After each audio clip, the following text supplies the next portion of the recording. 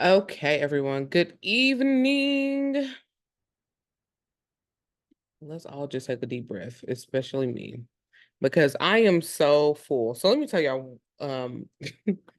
I stayed up until about when I knew I had to change the meeting because we were originally supposed to meet tomorrow at 10 a.m. And so when I knew that was going to change, I stayed up until about 4 or 5 o'clock this morning with the Lord, really seeking him about this topic. Okay. And I thought going into this training, I was like, I'm gonna have all these fancy PowerPoint slides and all that stuff. But the more I tried to sit down to do that, the more the Lord was like, that's not what I need you to do right now. It's not what I need you to do. So um tonight's gonna be a conversation. It's gonna be a conversation that I believe I'll say it like this. It's a conversation that I wish somebody would have had with me when I first started to write and to make a living from my writing. Okay. I wish this was a conversation that I was able to have with someone to really prepare me on how to make the transition from thinking about writing to actually writing and publishing. And then what does it look like to really make an income from what you write? Okay. So there's a couple things we're going to touch on tonight. Um, as I was breaking down just really the heart of the matter of tonight's conversation.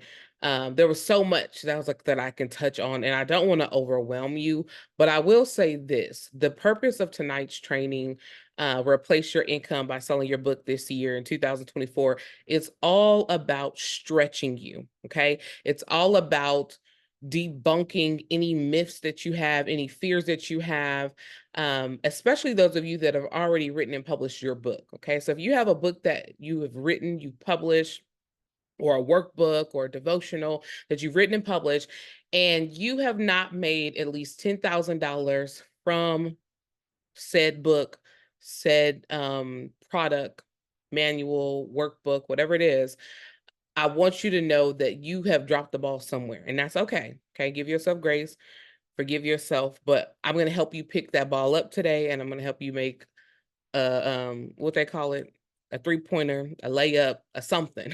Okay, a jump shot.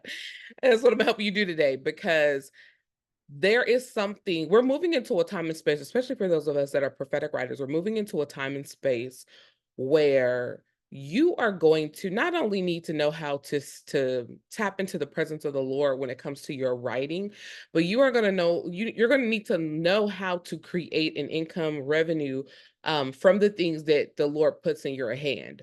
And the reason why you need to know how to do that is because of that beautiful word called stewardship, right? Many people think that when God gives them something, they steward it by just giving it away. They steward it by, keeping it to themselves and not really doing anything with it. Or, as I teach in the prophetic writers course, when you write the book, many writers think, oh, I wrote the manuscript, like that's it. Now I can publish it. And, I did what I was supposed to do. But no, for us, there's a couple more steps that the Lord takes us through. Okay. And so for those of you who do not know me, my name is Deanna Braxton. I am the founder of the Prophetic Writers Network, and propheticwriters.com.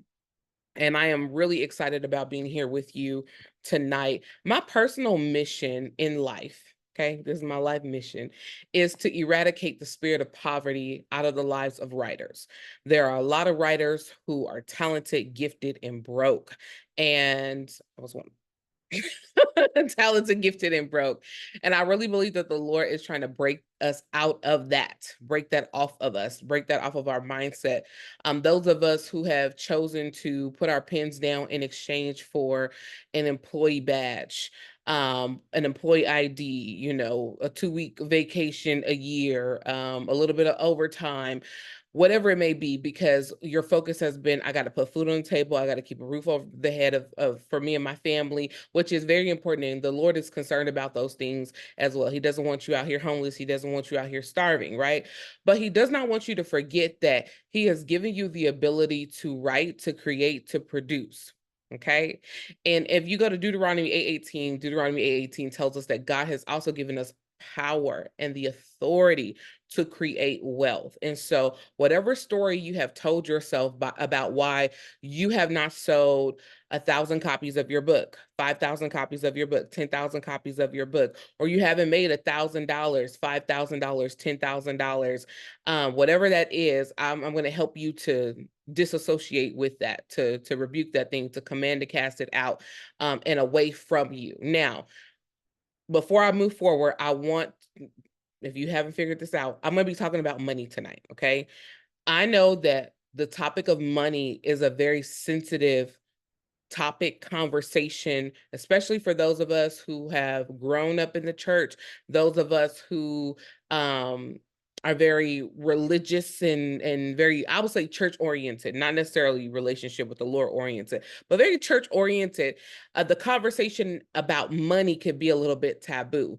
We like to hide behind the excuse of, well, I'm doing this because God has called me to do it. He's given me this message, and I want people to be able to afford this thing. And I want it, what God's given me is for everybody, right? I saw that trend when I was looking at your questionnaire when you registered to come in, when I asked you the question about who is your target reader.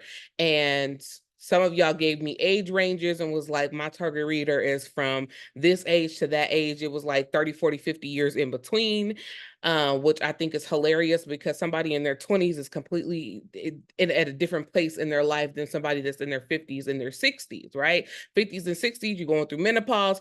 20s, you still trying to figure out who you are. Okay. And so it's completely different. And then for those of you who believe that, the book that God has given you is for everybody, I'm here to politely tell you that that is absolutely not the truth, that your book is not for everybody. If that was the case, then why would God need all of us as writers here? If you could write a book that could be for everybody.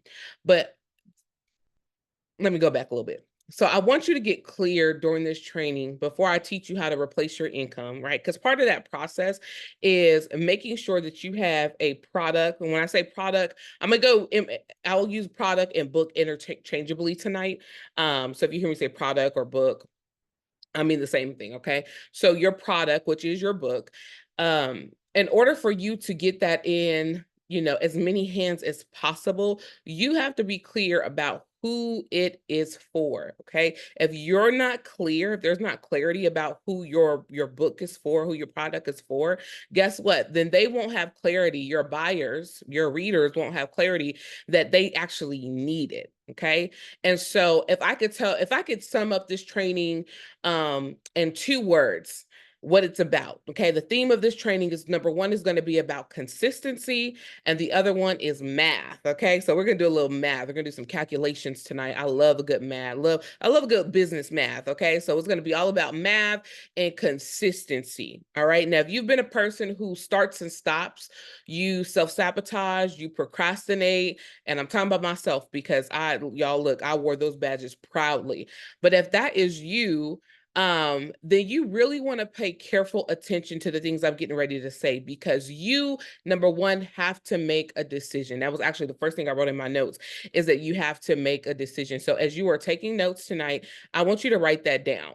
The first thing I have to do, if I want to replace my income, right, with revenue, if I want to replace my income completely, so whatever your income is, and most of y'all figured that out as you were filling out the questionnaire. So I told you to take the rest of the year, which is 6 months left, July through December, and whatever your monthly income is right now. So however you get money, whether it is from your job, you have a small business, you have a side hustle, you get alimony, child support, whatever it is, right? So wherever your income is coming in every month, and that allows you to pay your bills so that you and your family can live and get through the month.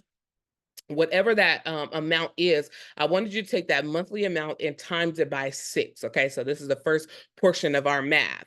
And that is going to give you the total sum of the amount of money that you need to bring in. And some of y'all I know it's probably not enough, right? It's probably not enough income right now anyway, but I at least want you to be in a position to where you can know how to replace that amount of income. All right. So why do we need to replace our income? Because many of y'all, if you've not already experienced this, right? And if you have not been picking up in the realm of the spirit, the shift that's happening within our country, for those of us that are in America, I mean, even in the world, y'all, I think coming out of post-pandemic, post-COVID, that should have taught us a lot of stuff. Now, a lot of people have tried to pick up and go back to life as usual. But one of the things that I learned during that season of the pandemic and COVID and the world being shut down was, number one, prior to that happening, y'all, the Lord told me to write something. And I'm so, so glad that I was obedient. And many of y'all are here because I was obedient and I wrote what the Lord told me to write. And what is that? I wrote the curriculum for the prophetic writers course. And I did that prior to the pandemic. Literally, I would say about a year prior to the pandemic. And so in 2019, March, April, between February and like April, I was working on the curriculum. I launched it in April of 2019. So a year later, when the pandemic happened, I had already taught 2 cohorts of the prophetic writers course, right? And it was at that time I wasn't charging. I still don't charge for the course. I was not charging for the course at that time. But what that did was it set me up. I wrote the curriculum, but it set me up for truly my life to change and to shift, y'all. Okay. I'm going to give y'all just a little bit of my story because tonight is about you. It's not about me, but I believe that me sharing and being transparent about where I was at that time and how what I'm getting ready to show you, no matter where you are. So whether you are in, whether you are in a situation that's similar to what I was in, whether you're in a situation that's completely different than what I was in, I believe you'll be able to find yourself, identify yourself on it within this story and help navigate to where you want to be. Okay. So back in 2019, just 5 short years ago, I was on housing, right? So I was on, what they call it, Section 8. There you go. I was like, what's the name of the thing? Section 8. Okay. I was on Section 8. And during that time, I would say probably for 2 years. So 2 years prior to me getting on Section 8, I was living with my grandmother. And I had this course online that I was teaching called the Online Ebook Bootcamp, right? So I was doing everything that I possibly could because I was tired of being a tax preparer. I was tired of, working at group homes. I was tired of these little odd end jobs that I was working. I was not satisfied. I was the type of person, if you look at my resume, like all the way back from when I started working at 15 up until now, I've probably had about 100 jobs, right? And that was because I was never satisfied no matter where I worked. I was just really tired of working for other people. I did not like the fact that I had to request time off. I did not like the fact that I could literally sit down and calculate for the next month, for the next, 6 months, quarter, year, how much I would make from this job if I kept this 40-hour schedule. That stressed me out because it wasn't enough money anyway. But you mean to tell me I have to give 40 hours of my life every single week? It just didn't make sense to me. And it still don't make sense to me. Like, it just terrifies me to think that I have to give 40 hours of my life every single week to make whatever this dollar amount is that that company or that person says that they're willing to pay me or they think that I am worth, right? So that bothered me because a lot of that was, I felt like the job world was out of my control. Even if you go to school, you get degrees, there's still a cap in, unless you're working commissions, right? There's still a cap on what you can earn. Right. So even if you were working a job and you make $60,000 a year, you make $60,000 a year. If you want to make $100,000 a year, now you have to go and get another job when you're already working probably 40, 50, 60 hours a week sometimes, right? Just to hit that $60,000 a year. So long story short, at that time, 2019, when the Lord told me to write the prophetic writers course, I actually thought it was going to be a book. So I started to write it like it was a book. And the Lord was like, no, actually, you're going to teach this. I said, where am I going to get the people from? Who's going to come? Long story short, I trusted the Lord. And we've had literally thousands of people who've come in the prophetic writers course over the course of 5 years. Did y'all know I have been teaching the prophetic writers course for so long that I never stepped back to actually count how many students had come through. I never stepped back to count a lot of things, right? And so last night, and this morning, part of the things that I was doing was I was going back into the archives of the last 5 years to look at actually what the impact that I have made and actually what I have done, because I was obedient to pick up my pen and to write. And I'm going to share that stuff with y'all because y'all, it blew my mind. I was just like, wow. Sometimes you don't realize how far you've come until you sit back and really look at how far you've come. So, I didn't want to work, and I was like, Lord, I want to write full time. But the only people I saw making money, the type of money I wanted to make, right? Millions, i.e. billions of dollars, were people that were writing occultic material that was popular and it was trending. So you have like J.K. Rowling, Stephanie Meyer. J.K. Rowling is the Harry Potter lady. Stephanie Meyer, she wrote the Twilight saga series, which was about the teenage girl and the vampire and the wolf and all of that. And they made it was a book series and they made movies to go along with it. And so at that time, I was like, those were the only people that I was seeing that was really making like money, money, money. Yeah, you had your pastors of mega churches that, would write a book and it'd be a bestseller the next day. But I'm like, I don't have a church, and I was like, and I don't want to write occultic material. So how am I really going to make a living, right, from writing? How much money can I actually make from writing? Like, is it even possible? I did not know the how at the time, but I trusted and I believed. Okay, so I made a decision that I was going to figure it out. So in your notes, I want you to write that down. Tonight, I'm going to make a decision. I feel like many of y'all already made a decision because you registered for tonight's training, right? So you've already made a decision, but I want you to write that down.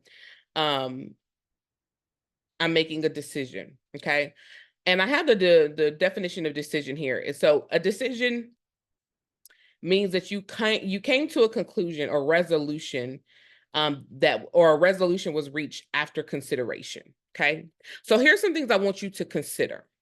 Okay.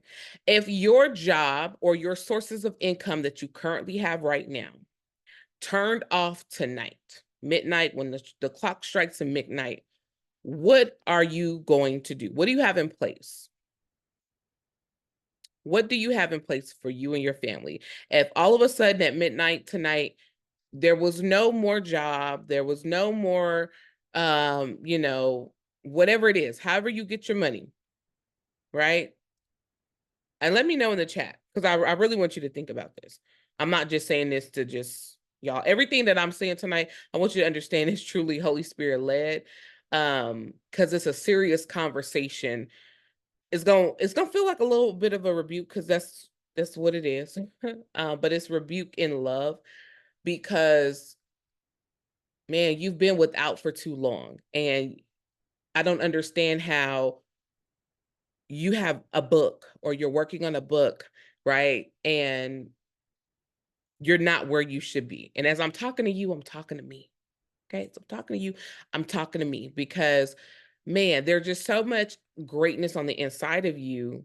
And you have made a decision, right? In your current life, you made a decision that the job you have, or whatever you're doing with your time during the day, okay? Whatever you're doing during the day is more important than you setting yourself up for the long run, you and your family for the long run, right? Because I'm gonna just be honest with y'all. If you really believed that the book that you wrote, okay, and I'm speaking to my people who have already written and published a book right now, but if you really believe that the book that you wrote and published was really good, you trusted the message, you believed the message, and you believed that it could bring impact to the people or the person that you wrote it for, guess what? That thing will be selling like hotcakes right now. But it's not. And I believe that the reason that your book is not selling right now is because you have given up on it. Either you don't believe the message, either you believe that, don't nobody but the maybe a couple hundred or couple of people who purchased the book when you first wrote it and launched it, like that's all the people that need to hear about it. or maybe you just casually talk about it, but you're not driving the point home, right? So in a perfect world, each and every one of you that have written published a book, I would love your full-time job to be to sell your book. And I'm going to tell you why, because it's going to do a couple of things for you. Number one, it's going to teach you everything you need to know about marketing, because you're going to make a whole lot of mistakes, right? You're going to have some wins, but you're going to be an expert about the thing that you wrote. Okay. Everywhere you go, you should be talking about that thing. Do y'all know that the reason why the prophetic writers course like took off and started to grow like it was? Do you know what I did? So back in the Clubhouse days, I would spend 8 to 10 hours a day, 8 to 10 hours a day talking about prophetic writing. I mean, I kid y'all not, I have thousands of hours going back to December of 2020, December of 2020, thousands of hours on Clubhouse. And all I did, my full-time job was to sell my book. But I sold my book through my course. That was my full-time job. And I'm gonna tell y'all about it because most of y'all took the prophetic writers course, so you know what I'm talking about. But my full-time job was to talk about, because guess what? If I didn't get people into my course, if I didn't sell a copy of my book, guess what? Guess who didn't eat? Guess who couldn't pay their bills? Me. Guess who couldn't travel? Guess who couldn't go on missions? Me. So my full-time job, I mean, I had nothing else to fall back on. My full-time job was to get people in. And the cool thing about what I was doing was that I did not have to get people in every single day. So I had enrollment periods, right?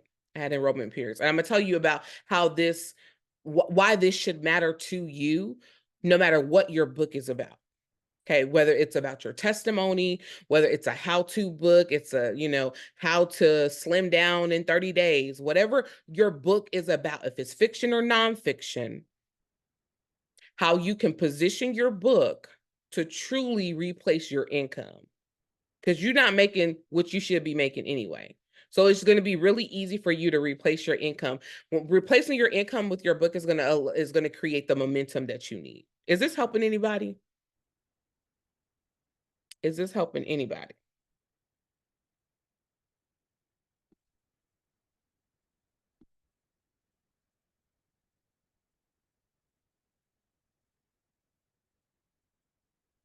Listen, y'all, Miss Harriet said she still got her husband. She said, if my income was to stop, I still have my husband. Okay, Miss Harriet, thank you for bringing up that point. So if you and husband income stopped, what you gonna do? Okay? Because for my married people, your husband's income is your income too. Okay? So if the income stopped from the job, from retirement, from social security, like whatever it is, what are you going to do? And some of y'all, okay, nothing, gotta hustle this book quick. Right, okay. Dr. Mayetta says she gotta hustle the book quick. But see, what I'm gonna do, I want you to position yourself to where you don't have to hustle quickly, but that you begin to build momentum, that whatever your book is about, and that's, if you haven't wrote in the chat, thank you, Marlene, for doing that. I wanted y'all to tell me in the chat the name of your book and why do you believe that your book brings impact, even if you're still writing your book, because I know a few of y'all are still working on your book right now, but write it in the chat. So tell me the name of your book and then tell me why you believe it's going to bring impact. There's a reason why I'm telling you to put it in the chat. And I believe, Tanisha, I believe you wrote it already. It's not on my screen because I switched devices. So if you could go back, Tanisha, in the chat and just copy and then paste what you wrote earlier, that would be so awesome so that I can read it.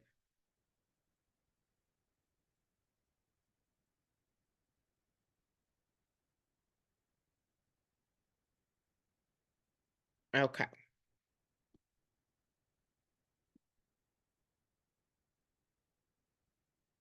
All right, so I'll see the titles of your books coming in. We're going to utilize that in just a minute. Thank you so much, Tanisha.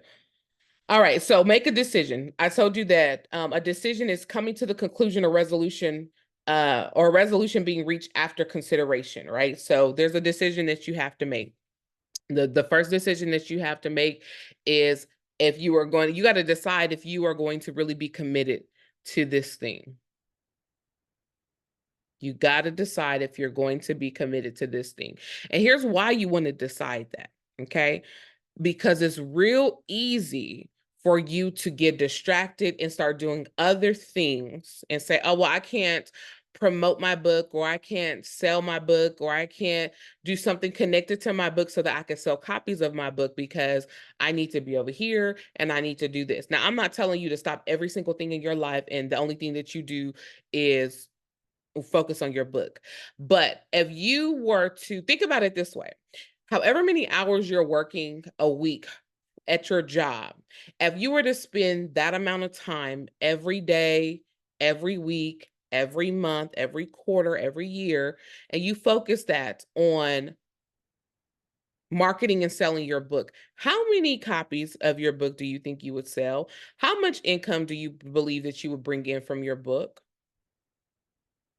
Many of y'all would double, triple, quadruple what your monthly, yearly income is.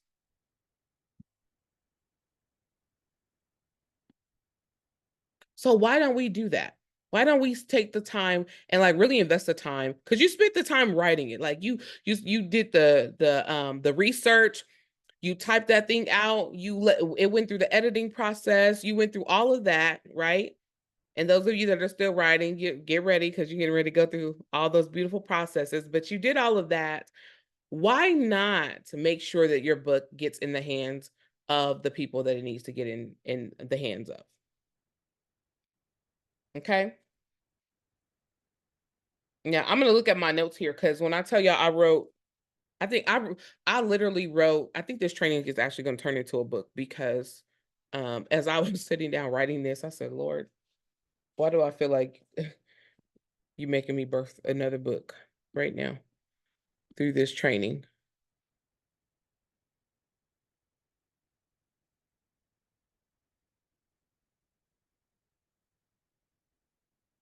Okay, I'm reading y'all comments.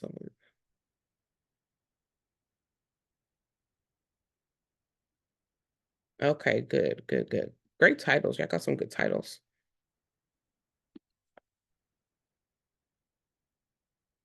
All right.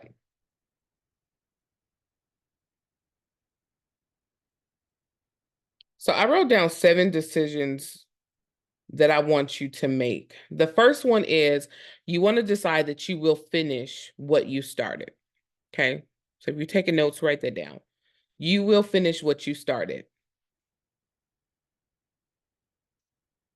The second one, I want you to be decided in your mind that if you can sell one copy of your book, has everybody who has written and published a book, they sold one copy?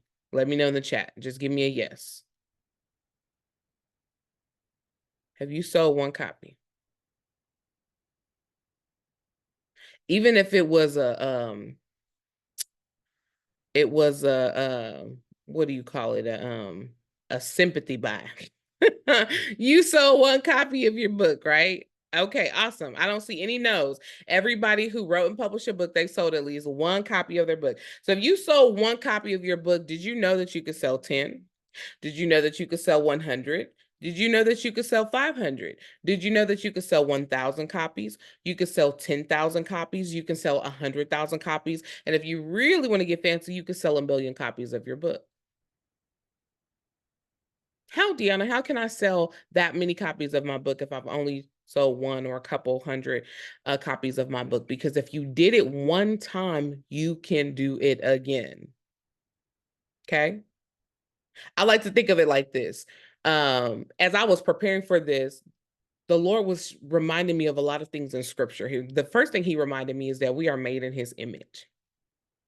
And you know how you hear people say a lot that and I think what Ty Tribbett got a song, if he did it before, he'll do it again, right? Like, God is not a respecter of persons. So if you seen him do it in somebody else's life, know that it is possible, absolutely possible for your life, right? But more importantly, if you sold one copy of your book, you can rinse and repeat and do it again and do it again. It is not hard. I think the hardest part is writing the book, publishing the book, and then selling that first copy. And many of y'all found out that selling your first copy of your book was not hard. Was selling the first copy of your book hard? Somebody share with me the process. What was that process like when you sold the first copy of your book? Was it hard?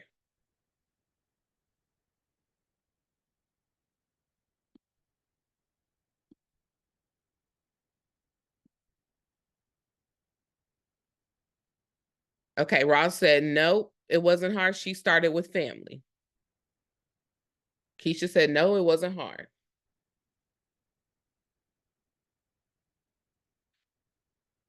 Who else that has sold a copy of their book? Was it hard when you sold that very first copy of your book?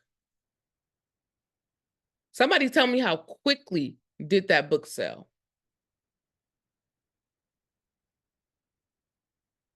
From the time you put the link out there, from the sold before it printed. Thank you. That is so good. I'm so glad you said that, Ross.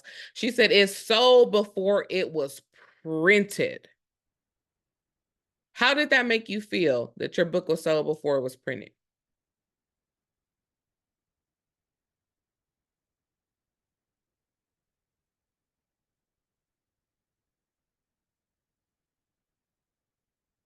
That they believed. That's so good. That they believed in my story. All right, Keisha said sold during pre-sale. Awesome. So y'all were very smart. Y'all did the pre-sale. That is very wise to do the pre-sale. Credibility. I love it. I love it. Okay. So if you could sell one copy of your book, you could sell multiple copies. The third thing that I want you to decide is that you can make a full-time living plus, I like full-time living plus, because again, most of us, the amount of money that you got coming in from your job is not enough anyway for you to do the things that you're called to do. So I want you to be able to replace your income plus some, okay? But I want you to be decided that you can make a full-time income plus from your book. That's a decision that you have to make. I'm decide. Now, as I'm saying these, as I'm going off and mentioning these decisions that you have to make, if there's any reservations that's coming up, don't worry, we're going to deal with them in the second part of this. Okay, so after I go through the decisions, we're going to deal with any reservations that come up because we're human. And so, as you hear me talk about this, you're probably like, Deanna, that sounds good. Anybody feeling that way right now? Like, well, I tried. How many of y'all thought that since we've been on here? Well, I've tried to sell copies of my book and they're just not selling. How many of you feel that you've tried to sell copies of your book and it's just not selling? Thank you, Elisa, for your transparency. She said a little. Marlene put her hand up. I'm gonna share something with y'all about the word try that I love. It blessed me so much that trying something is how did he say it? Like you want the word try to be non-existent in your life. You don't want to try to do something. You're either going to do it or you're not going to do it, right? You're going to either do it or you're not going to do it. When you get up in the morning and you're like, I got to go to the bathroom, I'm going to try. Do you say that? I'm going to try to go walk to the bathroom and I'm going to try to use the bathroom and then I'm going to try to flush the toilet and I'm going to try to, no, you just go what? You go do it.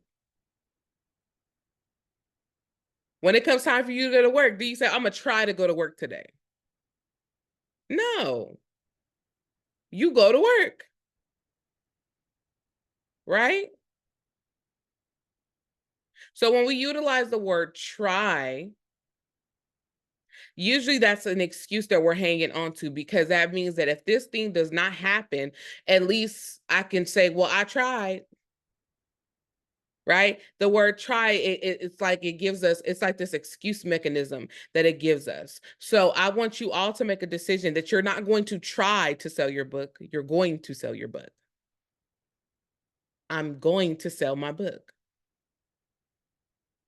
Okay. The next thing I need you to decide on is that you were made for this. Yes, you were made for this. The book that you wrote,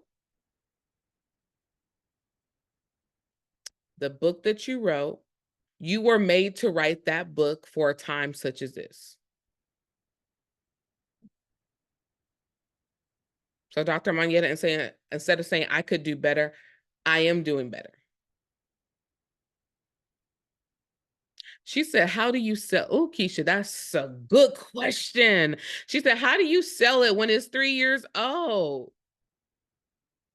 It's only owed to you. See, you in your mind, Keisha, the reason why you're having a problem with selling your book, and it's not even about relaunching, right? The thing is, your book it could be 20 years old, but I can guarantee you, if only a handful of people, number one, purchase your book, you still have how many billions of people on the earth that have not heard of you, that have not heard of your book? So what's old to you is new to somebody else.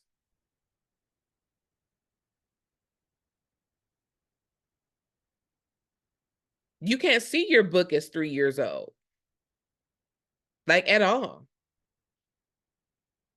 So I wrote, all right, some of y'all are familiar with this, the Prophetic Writers Course Manual. This is from cohort 15. And I wrote this, I put it together around cohort 8, right? So that was about 3 years ago, as a matter of fact. 3 years ago, right? When I wrote this. What you won't ever hear me say was, well, how am I gonna sell this because it's 3 years old? No, not at all. I'm gonna put this in front of people, and here's the thing, you got people who heard about your book 3 years ago, Keisha, when you launched it, that it wasn't the right time for them to receive the message. And people are only going to be as excited about your book and your message as you are. So if you're thinking about your book as, oh, it's only 3 years old. No, you pull that book out like you just wrote it today. And hey, y'all, what's the name of your book? It's Warrior. Hold on, let me go back up. What did you say it was? Okay, Walk of Warrior.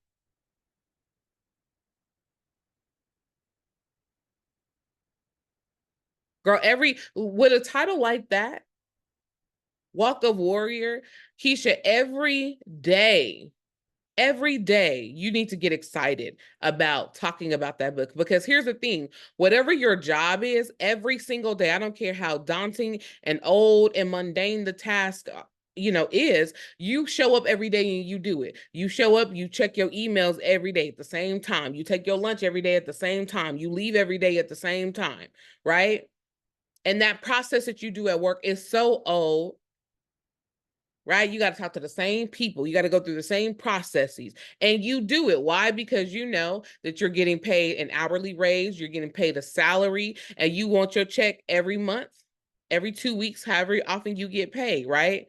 Because you need that money to cover your bills. You need that money to live. You need that to reinvest in your purpose. So you don't go to your job like, well, some of y'all probably do because y'all ready to leave anyway. But you get what I'm saying. You have to show up for your book. If you could show up for your job every day on time, you got to show up for your book every day and on time. Okay.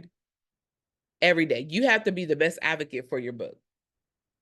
All right. The next thing that you got to decide on, this is number 5, that your target reader has been searching for this book. I think that is so important. You have to decide in your mind, which means you got to have that internal conversation. My target reader has been searching for this book. This book that I have, they have been looking for this. And you know how I can say that confidently? Because one of the things that I hear all of the time from students, from clients, is that, like, where have you been? I have been looking for this. This is the thing that has been missing. Oh my God, I was just praying about this. I was just asking God about this. I was just talking to my mother or my sister about this. This is something that I need, like, right now, today. Well, yesterday, 2 years ago, right? But I've been looking for this thing and I'm so glad that it's here. And you have to tell yourself that.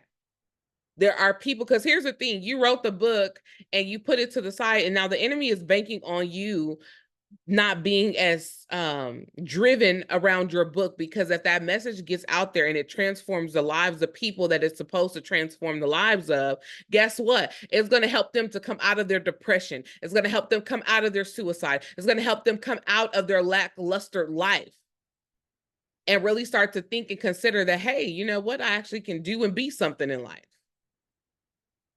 And the enemy is out here trying to steal, kill, and destroy. And you being a prophetic writer, God has given you a message that you have to continue to get out there. Okay? Number 6, you got to decide that you won't give up and that God has already prepared you for a time such as this. Okay? You won't give up. You got to decide. I'm deciding today that I'm not going to give up. I'm going through all of it. I'm taking my time before I go in and actually start to teach you the marketing strategy stuff, because I can lay out the blueprint. And many of y'all, I have laid out the blueprint for you, and it didn't click, right? Because your mindset. So I want to spend this time helping you to disconnect, disassociate, right? Rebuke, command, and cast out whatever mindset you have been living in and living with that has you've convinced yourself that, my book, it's not going to sell. It's sold all it could sell. No, there's so many people out there. So many people out there.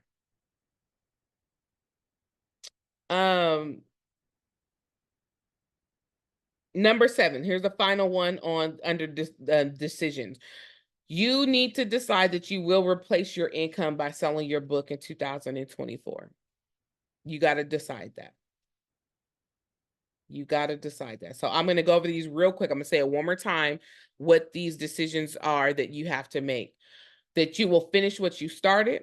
That if you can sell one copy of your book, you can sell multiple copies of your book. That you can make a full-time plus living from your book. That you were made for this. Okay? That your target reader has been searching for your book. That you won't give up, and that God has already prepared you for a time such as this. And number 7 is you will replace your income by selling your book in 2024. All right. Now, the second part of this mindset portion, before we switch gears, is I want you to write down, okay, this is our confession time, if you will. I want you to write down and confess any fears or reservations that you have about making income from your book. I want you to deal with them now. Keisha already mentioned one of them, that her book is 3 years old. So if you are like Keisha and you feel like I wrote this in a different season, I wrote this, at a different time in my life, and I can't even imagine, this book now all of a sudden selling multiple copies, right? So if that is you, that's your situation, that's where you're at. I want you to write down and be honest and transparent, because we have to deal with them now. We got to deal with them now. Because what I don't want to happen is, as I'm breaking down the strategy for you, right? Because some of y'all will look at the strategy and you're going to say, oh no, I'm good. I don't want to, I'm not as committed as I thought I was, right? It's easier for me to I'll just keep going to my job.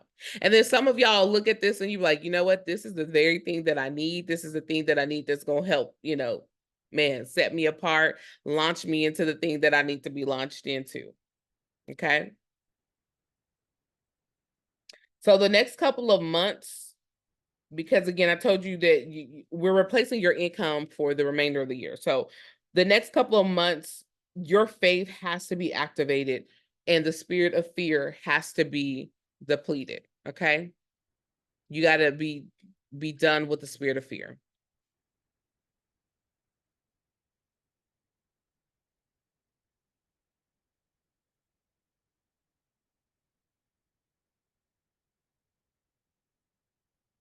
I'm glad you mentioned that, Shannon. So Shannon said a fear of hers is reliving the trauma that inspired her book. And in situations like that, especially with where our book is about a testimony or something that we've personally went through, you always want to make sure that number one, because you may be in the season of writing that testimony or in the season where you did write it, it may not necessarily mean that it's a time for it to be released right now. And so that's something that you want to get before the Lord and check, double check, and make sure that you feel the release on that thing.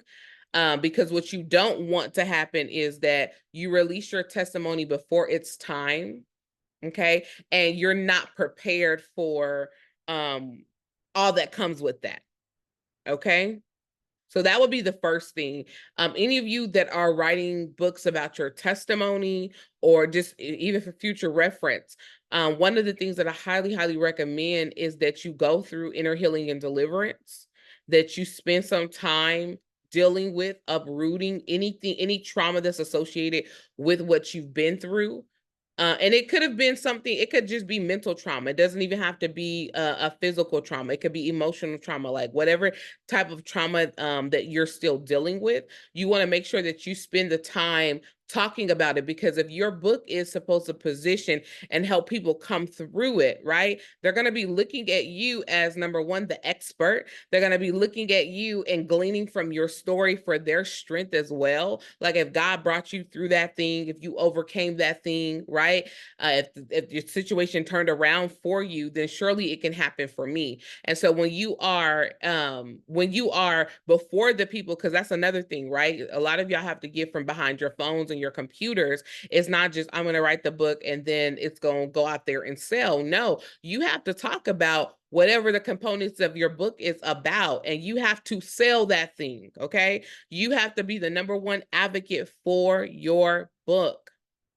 Okay. And anytime you're talking about, I'm kind of jumping ahead, but I'll just give you this sales strategy one-on-one. Okay. When it comes to selling a book or comes to selling a product, people want to know what is in it for them.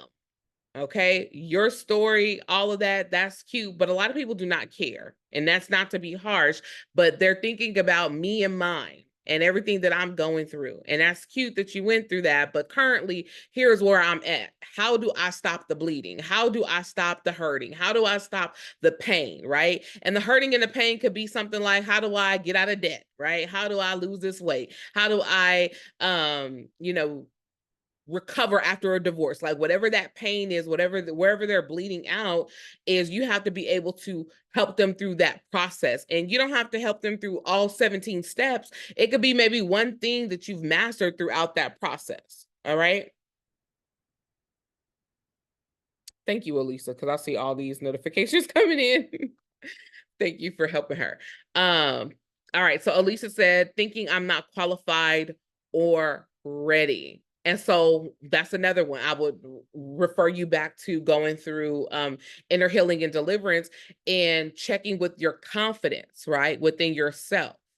Because here's the thing, if you've gone through something, you don't need anybody's permission to share your story. You don't need anybody's permission to say, okay, hey, you're ready. Because on a scale, I'll look at it like this, on a scale of 1 to 10, even if you're at a 1 or a 2, you're not even like, you haven't even completely and totally healed. You're still working through some things, right? Because there's still some things that I'm working through. I may not be at a 10, it's on, in some areas, but I'm at a 2 or I'm at a 3 or I'm at a 4. Guess what? I can turn back and help the ones that are at a 0, at a 1, at a 2, at a 3, and some 4s, right? I don't have to try to target the people who are at a 5 through 10 because I'm not there yet. When I get there, then I can help those people, but I don't have anything to offer them right now because I'm still going through my process. But I'm not at a 0 anymore. I'm not at a 1 anymore. I'm not at a 2 or a 3, right? I hope y'all are getting that. So that's one thing you have to look at and tell yourself, Elisa. No, everything may not be going correct in your life, but what is the one thing that you've overcome and you've learned? And whatever that thing is, that's what you hone in. Okay, that's the thing that you share. That's the thing that you go hard in. All right. Is this helping y'all? I hope this is helping y'all, because that's the whole purpose of tonight, is to help y'all, because I can't tell y'all how much my spirit has been grieved. Okay, I'm talking about grieved. I've been in my own little world over here, and I mean, the Lord has been speaking to me daily about writers and how grieved the Holy Spirit is that we have this gift and ability to write and publish, and yet and still, like, our finances are not where it's supposed to be. We're called to be kingdom financiers, and we're not financially where we're supposed to be. And so something has to shift, something has to change. And so if it is some personal development that we need so that we can get in the position that we need to be in to sell the book, to promote the message, then that's what we need to do. And we have to stop just being in denial and overlooking things, and look at the woman or the man in the mirror and say, hey, like, I have this message and I know it needs to get out. And so whatever is stopping me, right? Whatever those fears are, whatever the hesitation is, whatever the stagnation is, you want to deal with those things and deal with them immediately. Okay? Because you can't, I'm telling y'all, over the next few years, okay, there's going to be a lot of things that change. A lot of things that are normal right now that are not going to be normal anymore. And what you don't, what the last thing you want to have to worry about, because there's going to be a lot of things that we're dealing with. The last thing you don't want to have to worry about is how you're going to take care of your family, how you're going, if your job is obsolete, right? If you're, just whatever it is, if the Lord, it moves you and say, hey, I don't even want you in the United States anymore, I want you over here in this country, that you have the income, that you have the resources to be able to do that. Okay. All right. Number 3. Okay.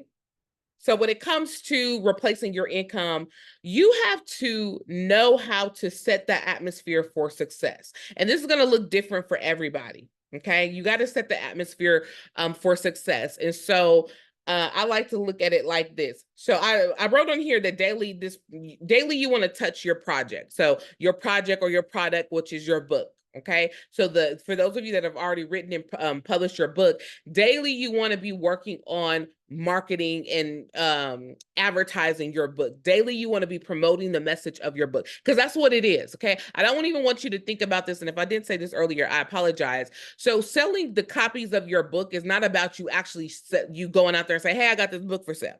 All right. That's not what we're doing. I'm not going out there and say, hey, who wants to buy it? Y'all, none of y'all have ever heard me say, hey, who wants to buy the Prophetic Writers Course Manual? It's on sale today for X amount of dollars. Right? Hey, I wrote this manual that's gonna help writers. If you want to get it, link in my bio. You've never heard me sell this book like that, right? If you paid attention to, y'all, anything that I have sold, it has never been that way. I'm always looking at what is in it for the person. What is in it for the person who purchased who like this book is for, right? In this case, this was for writers who needed to go through a course, who needed to spend some time in spiritual and personal development and building writing confidence, because that's really what the Prophetic Writers Course is all about. All right. So what is in it for the people? The other thing that you need to do when it comes to setting the atmosphere is you need to earn your rest. I mean, this concept just blew me away. When I think about you selling, like marketing and advertising your book, is the Lord took me back to Genesis when God created the world, right? It took him 6 days to create the world. And then on the 7th day, what did he do, y'all? He rested. Here's what this tells me, okay, for all of us, is that we have to earn our rest. And many of y'all ain't been earning your rest, honey. You ain't been earning your rest. You have not been earning your rest when it comes to the things that the Lord has put in your hands. You created it and then you rested. You created it and you're like, okay, I'm done. Right? You did 1 to 2 days of marketing, advertising, and then you're like, I'm done. Or 1 or 2 weeks of marketing and advertising, and you're like, I'm done. No, you need to earn your rest, which means that everything that the Lord needed to pull out so that this world could be in existence, he pulled it out. He spoke it out, right? It was formed. It was established. He did it in 6 days. On the 7th day, he earned his rest and he rested. And I want you to think about that. Are you spending a lot of your time on social media? I heard it like this, y'all. And this thing, it blessed me. You should not be watching Netflix. You should not be on social media scrolling, right? Not consuming. You should be depositing, not consuming if you're in debt. If your job is not providing like the fullness of everything that you need. If you ain't sold 10 copies of your book today, why are you watching Netflix? Right? Why are you just idly wasting time? Or whatever it is that you do. Right? Or for those of you, because you like to hide behind this too, thank you, Lord. You like to go out and help everybody. And you think, oh, I'm helping people. I'm helping them do this. I'm helping them do that. But you have not helped yourself. How can you go and help somebody do X, Y, and Z when you have not done X, Y, and Z for you? I know we love the 4 walls of the church, but some of y'all have been slaves to the building.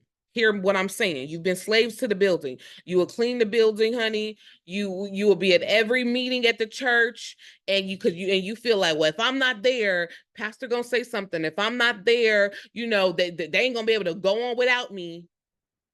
And everybody at the meeting, they ducks in a row, right? They can pay their tithes, they can sow, they can go on a trip, they can pay their bills, they can do all these things, and you struggling, but you there, you're like, hey, I'm gonna give my time, I'm gonna give my time, I'm gonna give my time, I'm gonna give my time, I'm gonna give my time, I'm gonna give my time, I'm gonna give your time.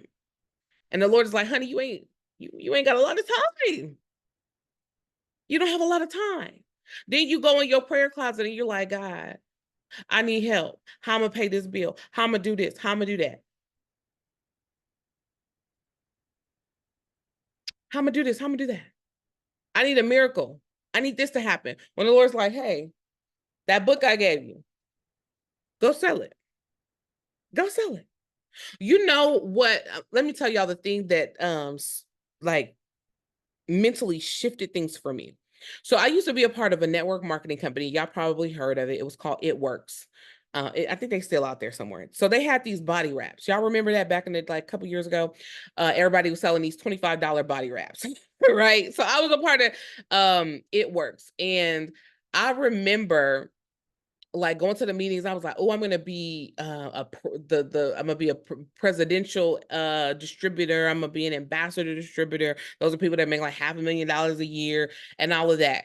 And I looked at the compensation plan. Okay. I looked at the compensation plan and I was looking at how much volume I needed to sell on a monthly basis to be able to reach a commission of $500,000. And I was like, wait a minute, I got to sell about 10 to $15 million worth of merchandise just for me to get $500,000. I said, something wrong with this picture. Something is wrong with this picture. And then I remember going out and I would need gas money. And this was one of the selling points, right? Like one of the selling points of getting people in. It was like, because I was a new mom at the time. And so it was like, I would hear the testimonies of the moms and like, yeah, I didn't have any gas money, but I was so glad I had my wrap because I was able to go sell a $25 wrap. I went to the McDonald's and I was able to sell the $25 wrap to the mom. And I went to the bathroom and was able to wrap her stomach. And in 45 minutes, she got these results and I was able to put gas in my car. And I was thinking to myself, I said, man, you can't even put gas in your car, but you out here promoting this company. So let's say the mom gets results from the $25 wrap. She's going to be like, oh, let me go and purchase more products from this company. But you are getting a small commission off of this, and the company is making a great profit. And I was like, man, if I had a $25 product that I could sell. I said, if I could be on fire to go and sell these $25 wraps so that I could get, and I used to sell them. Okay. I used to be like, mine was actually $35. Because I needed to make a little, just a little extra. So I would sell mine for $35, or sometimes I would sell them for $40 and I would add something else with it. But I would sell, I sold them to, I'm just be honest. I sold them to the girls who wanted to have like the stripper bodies. Like they was a moms that had like figures before they had kids. And so I went to the hood. Like that's where I went. And I would tell my cousins, and then they would tell all their friends, like, oh girl, you need to get this wrap and you need to get these supplements and all this stuff. That after they had about 10 kids and they wanted to get it snatched. So that was where I went. I went to the people who actually needed my product. But I realized in all of that I was doing, right, that if I had a $25 product, I was thinking about how many wraps I sold every week, and I was like, man, if I had a product where I could keep majority of this money, because they charged me, let's see, $15 per wrap, right? So it was like $60 for a box of 4. So I was like, I'm being charged $15 per wrap. I was like, that is a lot. That's like that overhead is crazy. Anyway, long story short, I said, but if I could create something and sell it and get, $20, $30, or I would say get 90% of the profit versus like a smaller percentage, I'm like, that would be a lot better. And so I started working on my first book, right? At that time, I was like, I'm gonna write this book. I'm gonna sell this book for $25. And that was like my focus. I'm gonna sell this thing for $25 because I needed to replace my element, my multi-level marketing income that I was getting, right? And I just could never be as invested with the company because I was like, I'm like, I don't see myself going hard. It just reminded me of a job. You want me to go hard and to promote and advertise all your products and services so people are remembering the name of the company and the products. I was like, but they're forgetting about me because they could find another rep to buy this stuff. I'm like, and so that's not my customer. That's the company's customer. And I was like, I need to find a customer, somebody who can purchase from me one time, right? And have such a transformation that they're saying, okay, I want to come back, right? Because that's what was happening when I sold these wraps. I would sell a $25 wrap, and then they were like, what else you got? Oh, I'm like, I got these fat burning supplements, or I have this tea, or I have these greens that you mix in your water bottle, and that's your servings of greens that you need for the day. And so even back then, I was like, my mind was thinking like, how can I create a product or a service and promote it to where I can get majority of that income versus there being a middleman and me having to essentially pay the company a fee to sell their products, right? Hopefully some of y'all got that. Those are any of you have done network marketing, you know exactly what I'm talking about. And I just knew something needed to shift. Okay, so going back to setting the atmosphere for success. So you gotta, every day there should be something that you're doing for your book, okay? And you definitely want to earn your rest. Let me hurry up because I know I'm getting kind of behind. Number 4, here's another thing that I need you to realize. And all of this has to play heavily in your marketing and your advertising and when you're promoting your book, is that you have to remember that your reader is a real person who has real needs and feelings. And you get to support them. Thank you. You get to support them on their journey called life. And this fact really matters when you market. Okay. So every time you get out there and you're talking about your message, okay, I'm not even gonna say your book, but you talk about your message. I want you to think about that. All right. Um, whose book that I want to choose? Okay, Marlene's book. Oh, so I'm not supposed to fit in. So Marlene, every time you go out and you talk about, that's such a powerful title anyways, but oh, so I'm not supposed to fit in. Like there's so much, Marlene, there's so much marketing that you can do with that. Like, so, I mean, is when I hear that title, it got so much like, it got so much attitude. It got so much like, it's like a rebellion against the limitations that culture puts on you. No, I ain't supposed to fit in, and here's why. And so for all of y'all who feel like that, like everybody's been trying to put you in a box, you feel like people have been trying to limit you, and because maybe you don't have the degrees or the experience like everybody else, that's okay. You're not supposed to fit in, right? Girl, I'll sell that book, honey. I'll sell it. Okay. I'll sell that book. That's a good title. I mean, that takes a lot. If you got a good title and a good message, it'll it'll sell. It'll sell.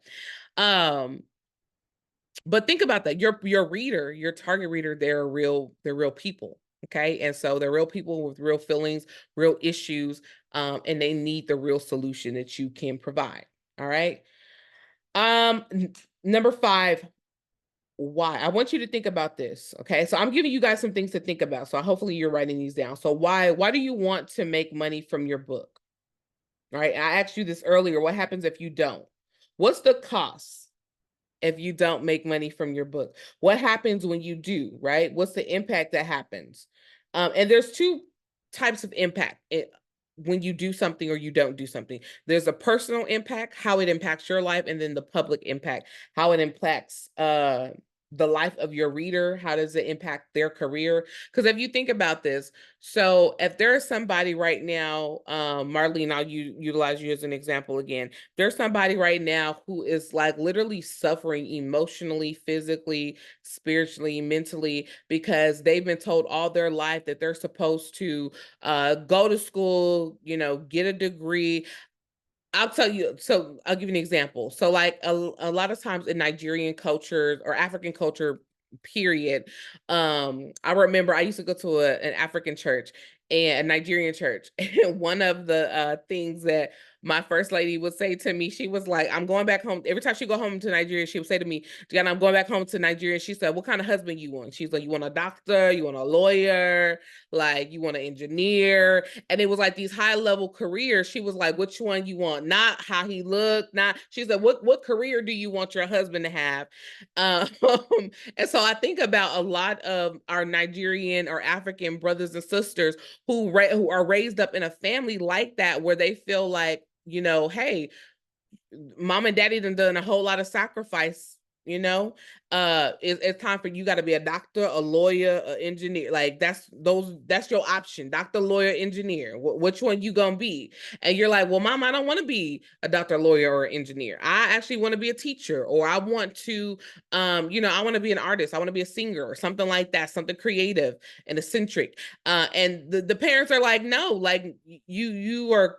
This is what you gonna do. And so your book can speak to even them, where they're like, well, man, I know I'm not supposed to fit into this domination and control that my mom and dad have laid out for me, or this box or this tradition, if you will, that has been in my family. I know that I'm supposed to stand out, but like, how do I do that? And so your book can give them the language for that. And so anytime you're talking about your book, you want to think about that. Like, what does your book give people language to do or to say? Somebody need to write that down, because that was the piece you came for. What does your book give people the permission to do or to believe?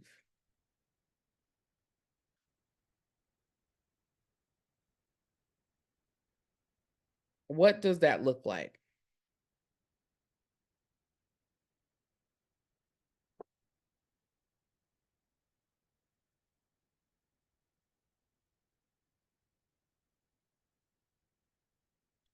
Okay. Now we're going to switch gears. So as you're writing that down in your notes,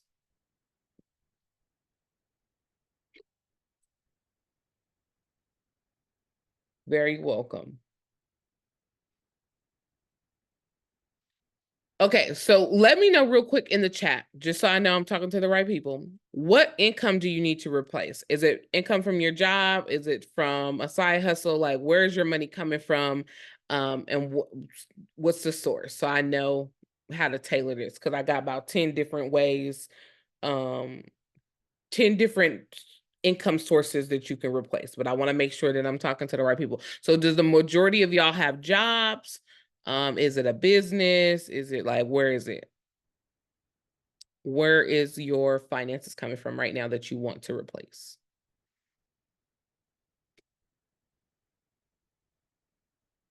Okay, Marlene said 9-to-5 job.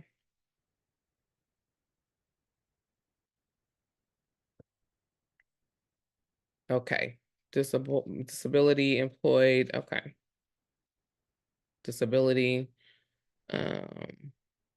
Caregiver to hubby. Okay, so you need to replace your husband's income, contract work. Okay. Not working at this time. Okay.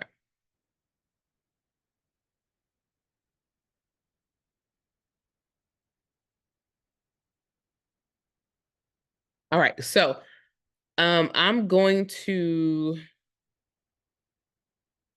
okay, so Social Security, retirement, and part-time. So actually so I'm going to utilize the my job method, but you can utilize this for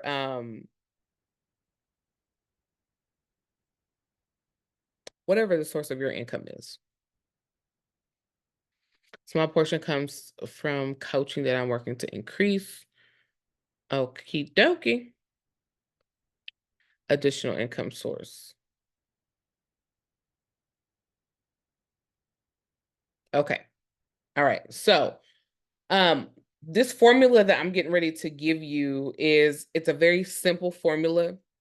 So remember I told you there's going to be two things that if you want to replace your income, two things you got to do. Number one, you got to be consistent, and you got to do some math. Okay, so we're going to do the math portion. So the first thing you need to write down is how many hours a week you work. Now, even if your income is not coming from a job, and let's say it comes from disability or anything like that. No, I'm not gonna go into that. So write down how many hours a week that you work. Okay, so if you're retired, and you have Social Security or you have retirement income or anything like that, you can utilize the number of hours you were working prior to retirement, or prior to you going on disability. Okay.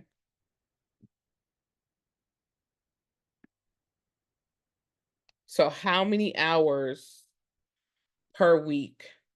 And I know the standard is 40, so I'm going to utilize 40, but just so you can customize this to your situation, you want to write that down. So how many hours a week are you working? And then how much an hour are you getting? If it is even if it's salary, it's you still have you can break it down to what the hourly pay is.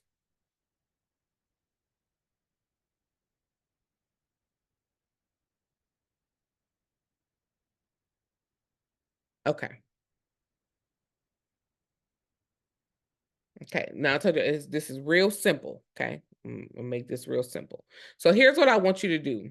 Okay. So the math portion of replacing your income looks like this because you need to know what it is that you need to do to actually replace the income, right? I'm not talking about the how right now. I'm talking about the what. Okay. So the what is if you are making $3,500 a month, you need to replace $3,500 a month. That's the what. Okay. That looks like this. So if I'm working, I think in my example here, what do I have? Okay. So if you take the amount of money that you make an hour. So for this example, I'm going to say $20 an hour. Okay. You may make more of that or less than that. So whatever your hourly wage is, you want to take that and you want to multiply it by the number of hours that you work a week. Okay. So I'm going to use 40 hours because that's a standard like full time. Okay. So 20 hours a week. Let me see if I can use my whiteboard here.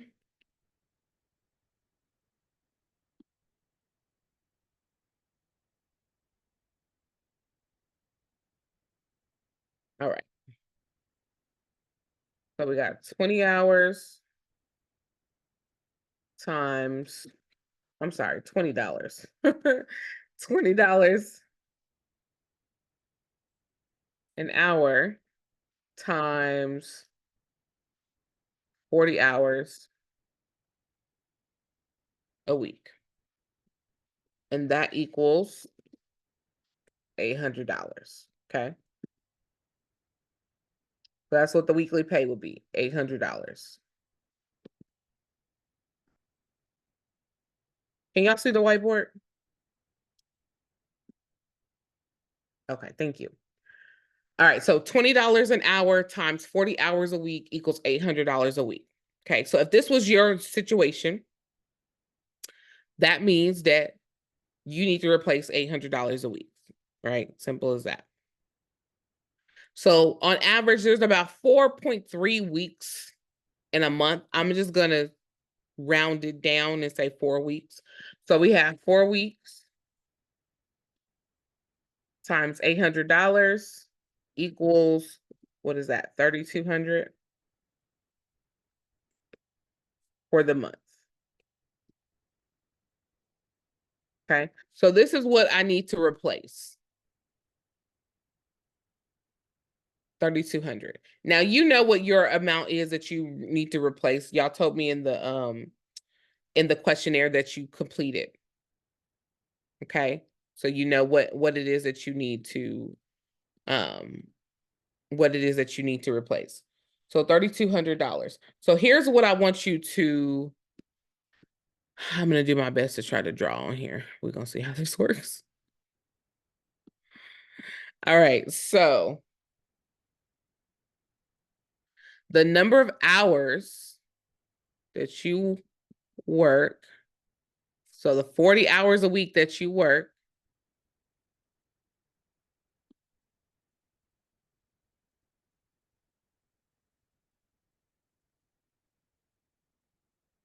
this is going to represent the number of books you need to sell. Okay.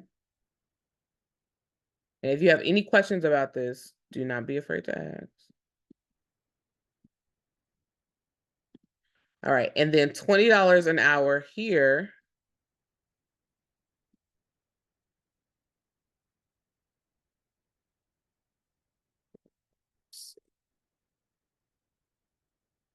This is going to be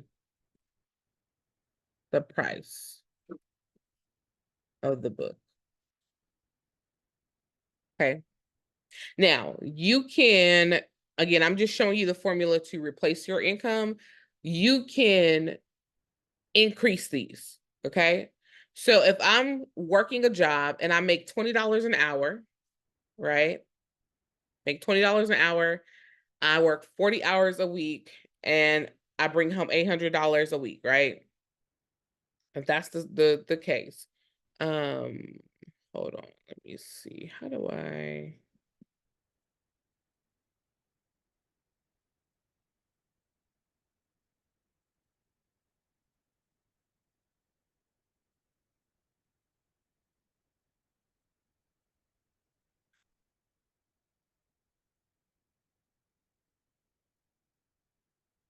I'm trying to take it off so y'all can't annotate. Hold on 1 second.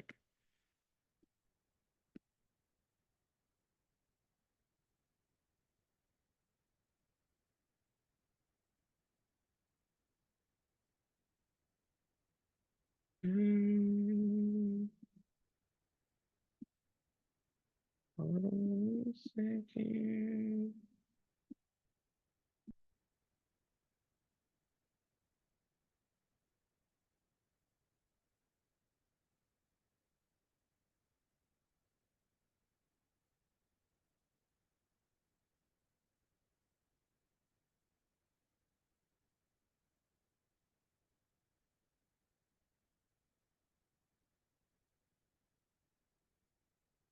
Okay. I don't even know where to go to stop the annotation.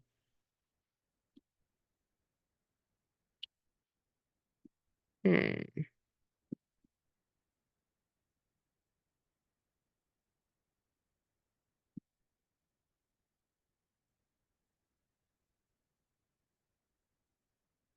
All right.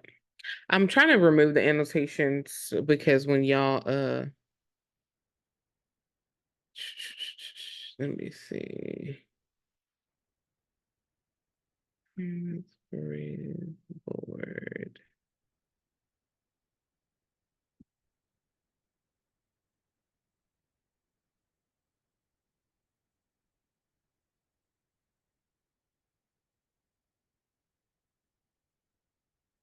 Okay, let me just go on.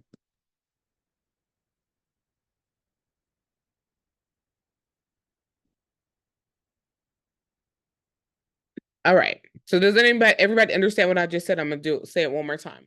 So if I make $20 an hour, that's gonna be the price of my book. Okay, so my book is $20. And again, you can increase this $20.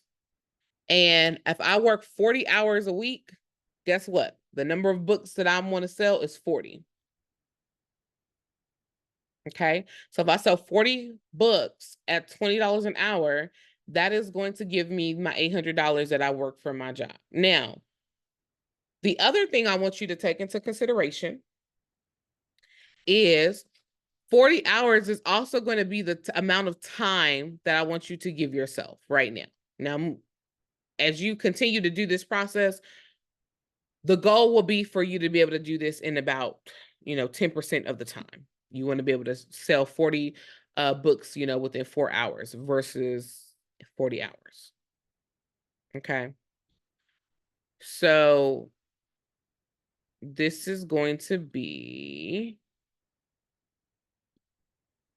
I wish we was like in a real room so I could write on the whiteboard. So this is going to be the amount of time you give yourself to sell your books.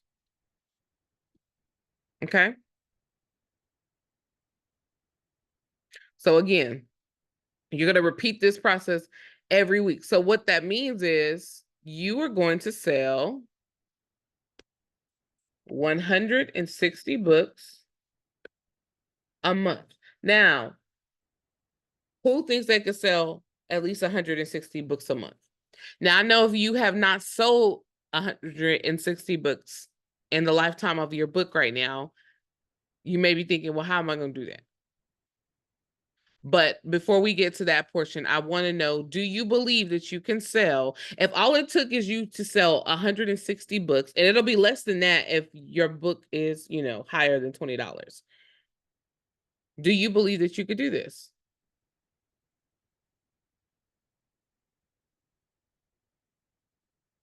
When I break the math down like that for you, the simplicity of it, tell me what your thought process is. Is this doable? Does it seem hard? Have you taken this into consideration prior to us meeting today?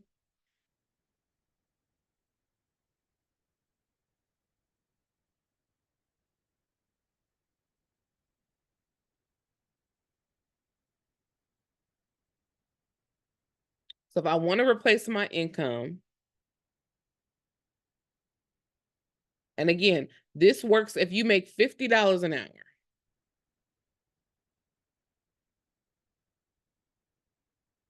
This work if your salary is $75 an hour, like whatever that is, okay? Whatever your hourly wage is, that a bare minimum is what you should be charging for your book. Bare minimum, because the goal is to replace your income. Okay, so this is just the math portion of your about your book.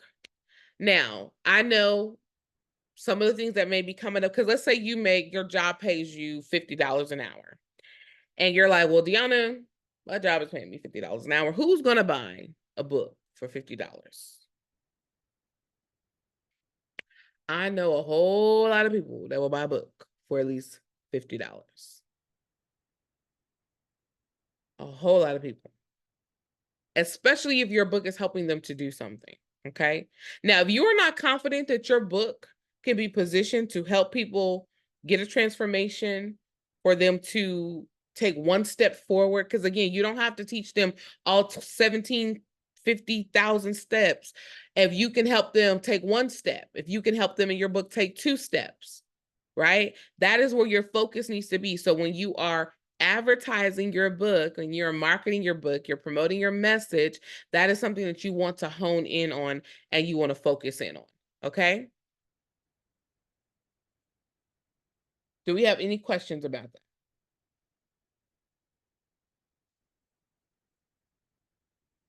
So here's what that looks like. So if you have 40 hours a week to sell 40, okay? You have 40 hours a week to sell 40 copies of your book, right? Let's say you keep with your same work schedule Monday through Friday. You got the weekends off. So Monday through Friday, that's 5 days a week. That means you got 8 books to sell every day, Monday through Friday. You have 8 hours to do it. Do you believe that you can sell 8 copies of your book within an 8-hour period of time?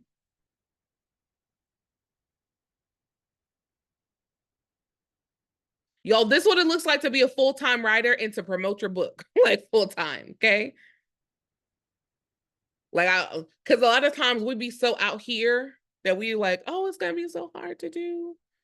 And you gotta break it down. So you mean tell me, Deanna, I have 8 hours, right? So if tomorrow's a weekend, so tomorrow's Saturday, but let's say if tomorrow was Monday. You have 8 hours. If I challenge you and I said, Shannon, you got 8 hours, girl, I need you to go sell 8 copies of this book. Shannon, can you do it? Ross, tomorrow you have 8 hours to go sell 8 copies of your book. Can you do it? And if you can do it on Monday, guess what? You can do it on Tuesday. And if you do it on Tuesday, guess what? You can do it on Wednesday. Because I guarantee you that if only 8 people purchase your book on Monday, you still have so many more people who did not purchase. And here's the thing, the people who are going to purchase your book in 2 weeks from now, they heard your message on Monday, but maybe they don't have the money. Maybe they are not in a place in their life mentally, physically, right, to receive the message. But in 2 weeks, they're going to remember what you said 2 weeks prior. And they're like, you know what? I'm going to be one of the 8 and I'm going to go ahead and get your book. How do I know this? I remember having a client before she became a student, a client watch me for an entire year. Okay. That girl, she said, I watched you for an entire year on social media. She said, I watched your consistency, all of that. She said, before I started to invest with you. And y'all know when she invested, her first couple of months that she invested with me was over $6,500. Every program I did, she signed up. Everything I did, everything. She said, whatever you do, I'm going to purchase. She said, because I watched your consistency for an entire year. She said, I wanted to sign up the first time you said it. She said, but I just watched you. She said, I just watched how you poured on Instagram Live. I used to have this thing on Instagram Live I did where it's called Entrepreneurs That Pray. Right, y'all remember that? Entrepreneurs That Pray. And on Mondays at 11 p.m. Pacific Standard Time, I would go live for about an hour, and I would literally just pray live with entrepreneurs, and we would cover our business, we would cover our clients, and we did that every single week for like a good year or two. And she's like, I just watched you. She said, I watched you every time you did a webinar, every time you went live. She's like, I just watched your consistency. And she starts signing up for everything. Like, I promise you, every time I launched something, all I had to do was say, hey, I'm going to be, and she sign up.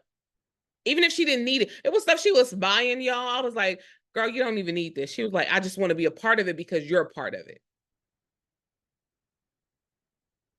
So think about the people, the person, I'll say the person, because sometimes we think, you know, what I'm doing is for everybody. And while everybody can benefit, I look at this when I think about creating a book or a project for somebody. Let me take this, let's close the whiteboard. So when I think about creating something a course, a book, whatever it may be, an event, right? I think about it like this. I imagine that I am throwing a birthday party for, let's say, my sister. Okay. Throwing a birthday party for my sister. Now, this is my sister's birthday party. So I want to make sure that this party is tailored toward her. Right. So I'm going to have the food that she likes. I'm going to have the type of drinks that she likes. So she likes Sprite. You know, I'm not a big Sprite fan like that, but she likes Sprite. So I'm going to make sure we have Sprite in the house because this is her party. Right. She loves mashed potatoes. So I'm going to make sure that I have, like, she loves potatoes, period. She likes smothered potatoes, roasted potatoes, mashed potatoes. So I'm going to have some dishes that incorporate different types of potatoes. Why? Because this is her party, right? She likes R&B music. So I'm going to make sure that the music that I have at this party, guess what? I'm not going to be playing country music because she don't like country music. She likes what? R&B music. Right? She likes, she's an adventurous person, right? So I'm gonna make sure that this party has maybe like a slip and slide, or it's gonna have, you know, we're gonna have some board games or something like that. There's gonna be things to do. People are not gonna just be sitting down bored because that's not her personality. So I'm gonna make sure that when she walks into this party, she's like, oh my goodness, this is a party for me. It has everything that I need, everything that I like, right? It's like the perfect party for me. Well, when it comes to your marketing, that is how it has to be. You cannot be trying to throw a party for everybody. I know everybody could benefit from your message at some point, right? They can benefit from this part of the story, that part of the process, right? But you are throwing a party. When you write that book and you market it, you're throwing a party for one person. One person. Who is that person? Give that person a name. In the marketing world, we call it your avatar. I hate that name, by the way, but they call it your avatar, right? They call it your avatar. Who's your avatar? Who's your person? You know, and the avatar in the game world is the person that you like. You. It's kind of like a technological Bob the Build, like Build-A-Bear. Thank you. So it's kind of like you're building, right? Like, who's your avatar? What's their name? Where do they live at? Right? How old are they? Okay. When you are writing this book or when you're promoting the book, because you already wrote the book, but as you're promoting this book, you probably was like, you know what? This book is for teens. Well, what scale of the teen? Is it for the 13-year-olds or the 17-year-olds? Because the 17-year-olds got, you know, at 17, I was in college, y'all. At 13, you just entering into high school. So your worlds are completely different. So like where at on the teen scale is this for? Because while any teen and every teen may be able to glean something from your work, from your project, who is this for? Give me a name. This is for Michaela. Michaela is 17 years old. Michaela is dealing with the trauma of her mom and dad, you know, being divorced, and she's trying to navigate how to do this. So I wrote this book for Michaela. Now, I don't know a Michaela that's 17 years old, but I have created in my mind, when I think about like, who can this help? This is what that young lady looks like. And I'm writing. Usually you want to do this during the writing process. So if you're working on your book right now, this will be a good thing for you to do. But if you already wrote the book, go back through your book and read it. That I highly recommend this. Go back through your book and read the book, okay? And tell me, who is this for? Like, when you wrote the book, you probably were thinking about all the people that you could help. Probably that's why it took you so long to write it. But you were thinking about all the people that you could help. But think about that one person. Just give me one person. If I can impact one person, remember, you serve a God who will leave the 99 for the one. And so if you are made in his image, when you're marketing your book, when you're selling your book, you have to keep that in mind. Who is the one person? Who's the one person that you're selling to? That's the one person that you're talking to. You know, every time I promote the prophetic writers course, y'all, there's one person that I have in mind that I'm thinking about, right? And it's actually changed over the years, but now the one person that I'm marketing towards is actually like a real student that I had before. Her name is Stefania. I love me some Stefania. And the reason why I market to the Stefanias of the world is because I will never forget when Stefania first came into the prophetic writers course. I have the recording, and it's still just, I mean, man, it wows me, just has me in awe. On the first day of class, Stefania said in front of everybody, I'm not a writer. She said, I'm not a writer. I don't even know why I'm in this class. Somebody recommended me to come into this class. She said, but I'm not a writer. She's like, I may write like poems. She's like, but I'm not a writer. And in that conversation, I got to the root of it, and I realized what Stefania was confusing. She was confusing a writer with an author. And what she was saying to me, she was saying I'm not a writer, but what she was actually like saying was I'm not an author.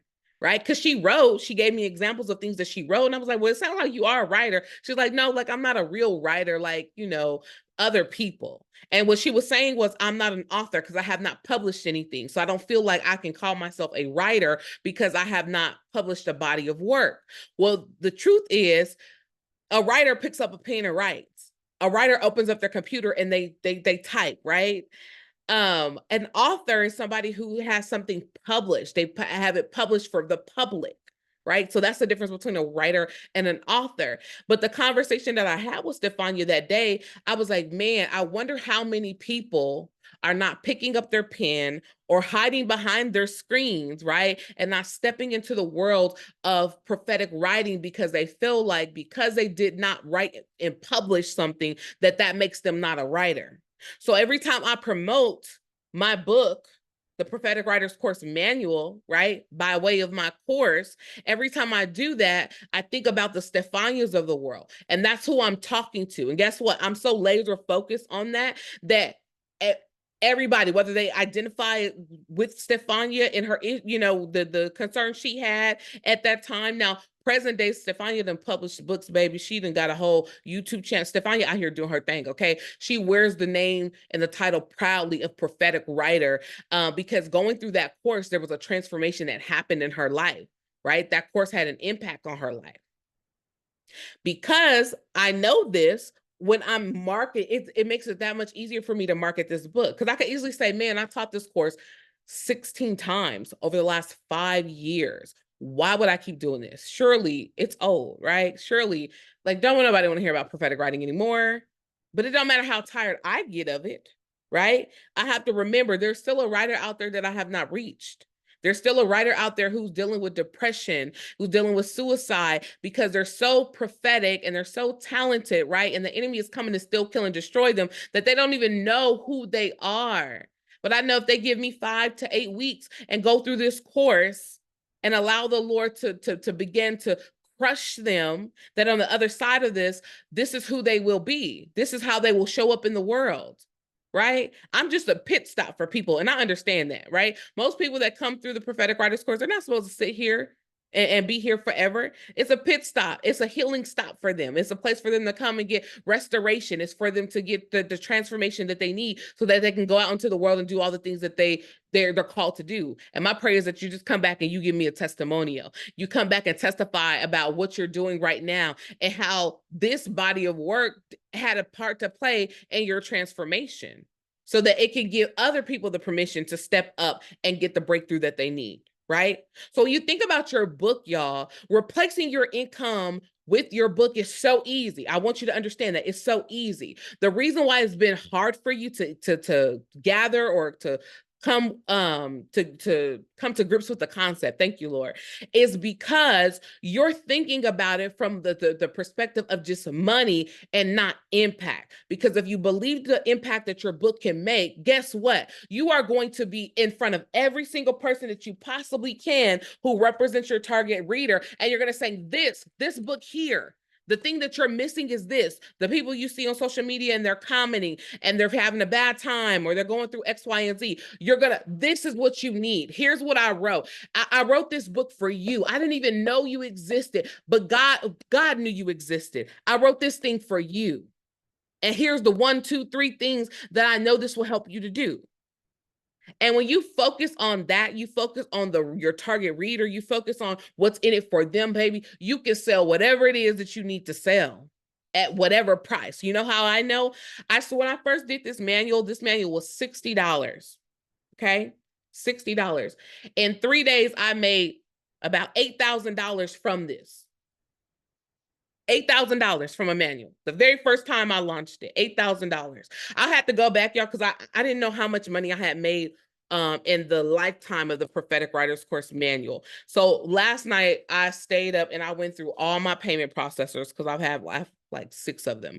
So I had to go through and pull reports from each of my payment processors and look at how many, literally count by hand, how many copies of the manual I sold, how much was it? Because we had it was $60, then it went from $60 to $75, and then $75 to $125, and now it's about to go to $150, right? Because I've redone this entire workbook, and it's actually now like a textbook, right? And so that was the goal, was to create, I wanted to write a textbook, not just, you know, a book. I wanted to write a textbook, because I wanted, if you never took the prophetic writers course, I wanted you to be able to pick this up. I wanted to position this book in a way that you could pick this up and you could take yourself through the content, take yourself through the course, and so I can replace myself. Okay. But I wanted you to be able to go through the course without me, with or without me, and get the breakthrough and the transformation that you need. So that's how I'm positioning the new manual that I'm working on right now. Okay. All right. Any questions? I know y'all, we have been going at this for a while, but is this helping y'all? That's what I came to do today. I just wanted to help you, because I want to see you win. I want to see you win.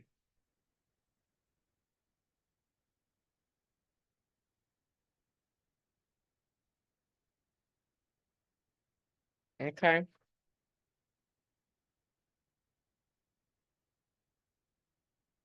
Great, great, great. Okay, so now we're going to get to the fun part. Now I can give you 1,000 ways on how you're going to sell the number of copies you need to sell every month, every day, every week. Okay, there's so many ways that you can go about it, and it's going to be different for each and every one of you, depending on the topic of your book, right? So if I know what your book is about, I can give you like a customized, here's your here, based off of who your target reader is, what your message is, what the goal of the book is. I can say, okay, here is the best avenue or the best way to reach your target reader. Now, for some of y'all, a book by itself is not enough. I just told you the prophetic writers course is an actual curriculum, right? And the reason why I don't charge for the course was because the Lord told me I was going to write my way to wealth. Now, even though I wrote the curriculum for the course, my published product, my published work is this course manual, right? This course manual. It's like 130 pages, this one. And so this course manual, when the Lord said I was going to write my way to wealth, write my way out of poverty, I believed him. So I wrote this course manual, and guess what? I'm going to sell this. I'll teach you for free all day. I don't mind teaching. I don't mind pouring into you, right? But when it comes to the work that I write and I publish, that right there, I have to be a great steward and honor the promise that the Lord promised me, which is to write my way to wealth. I'm going to sell my oil and live off the rest, me and my children. Okay. That's from 2 Kings chapter 4, verse 7. So how are you going to sell 160 copies of your book, 100 copies of your book, like however many you need based off of the formula that you did for your situation? Okay. So how are you going to sell your book? The first thing I wrote down was ask. I think that is one of the things that a lot of people overlook, is to ask. If you can ask one person to sell your book, then you can ask 1,000 people, right, to buy your book. Or you can ask one person to buy your book, you can ask 1,000 people to purchase your book, right? Ask. And under that, I put share your message online and then offer your book. It's simple as that. But the thing is, it's a rinse and repeat thing. So you have to do it consistently. Okay. This has to be like a full-time job. You want to be known for whatever your topic is. So when people, I love to ask people this question. When you think about Deanna Braxton, what comes to mind? What do you think about? Right? I hear prophetic writing. I hear write your way to wealth, right? These are things that are a part of my brand, that the messages that I bring forth all the time, right? You're going to hear me talk about them all the time. Now, again, there's sometimes I get tired of talking about them. I'm like, do people still want to hear about this? And I'll go to the Lord and be like, can I have another assignment? He's like, no. He's like, you've been talking about it, but they ain't heard you the last 5 times. And so I need we're going to come back. We're going to look, the message is the same. He's like, but how you present it is going to be different. It's going to be different this time, right? So share your message online and offer your book. Okay. When you're offering your book or selling your book, right? Whether that's online, on a stage, if you're speaking somewhere, and a stage could be you going live on your phone. Okay. So that this could be your stage, you on your phone going live. Okay. Hey guys, how y'all doing? Deanna Braxton here with the Prophetic Writers Network. I wanted to let you know that our course, the Prophetic Writers course, it's getting ready to open up for the summer. Now, who is this course for? Right. And I go and I talk about the course. I go and talk about what the benefit is. I send them to my link. Hey, go sign up. Right. They go sign up for the course. They're going to need the course manual to go through. I'm going to make the sale. So usually I actually have a high conversion rate when it comes to people that sign up for my course and actually purchase. It'll probably maybe be every time I teach, maybe 3 people max that end up, not taking the course because they're not able to get the manual at the time. And usually if that happens, then I obviously I'll seek about getting them sponsorships and things like that. But other than that, everybody that takes the course, they purchase the book, right? So that was one of the ways that I said, how can I make my book, right, my course manual, an irresistible offer to people? And so when you are selling, you have to think about, how do you position this to be an irresistible offer to people, an irresistible offer as a solution to whatever their problem is? How do you position it? How do you do that?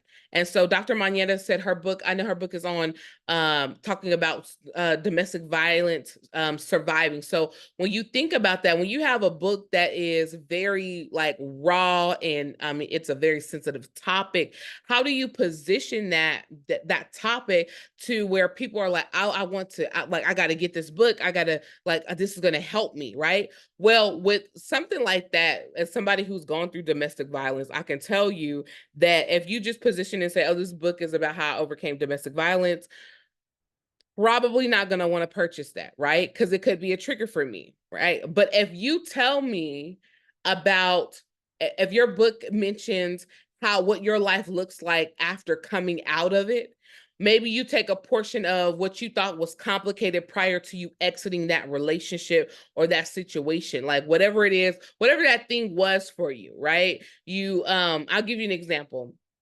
So in my personal story, I remember when I left my son's father, I remember driving 10 West all the way to California. So I was on I-10 from Houston, Texas, going 10 West. I just stayed on. I remember my dad told me, he said, just get on I-10 and stay and just go west. He said, you don't got to merge on. He said, it's going to take you all the way into LA.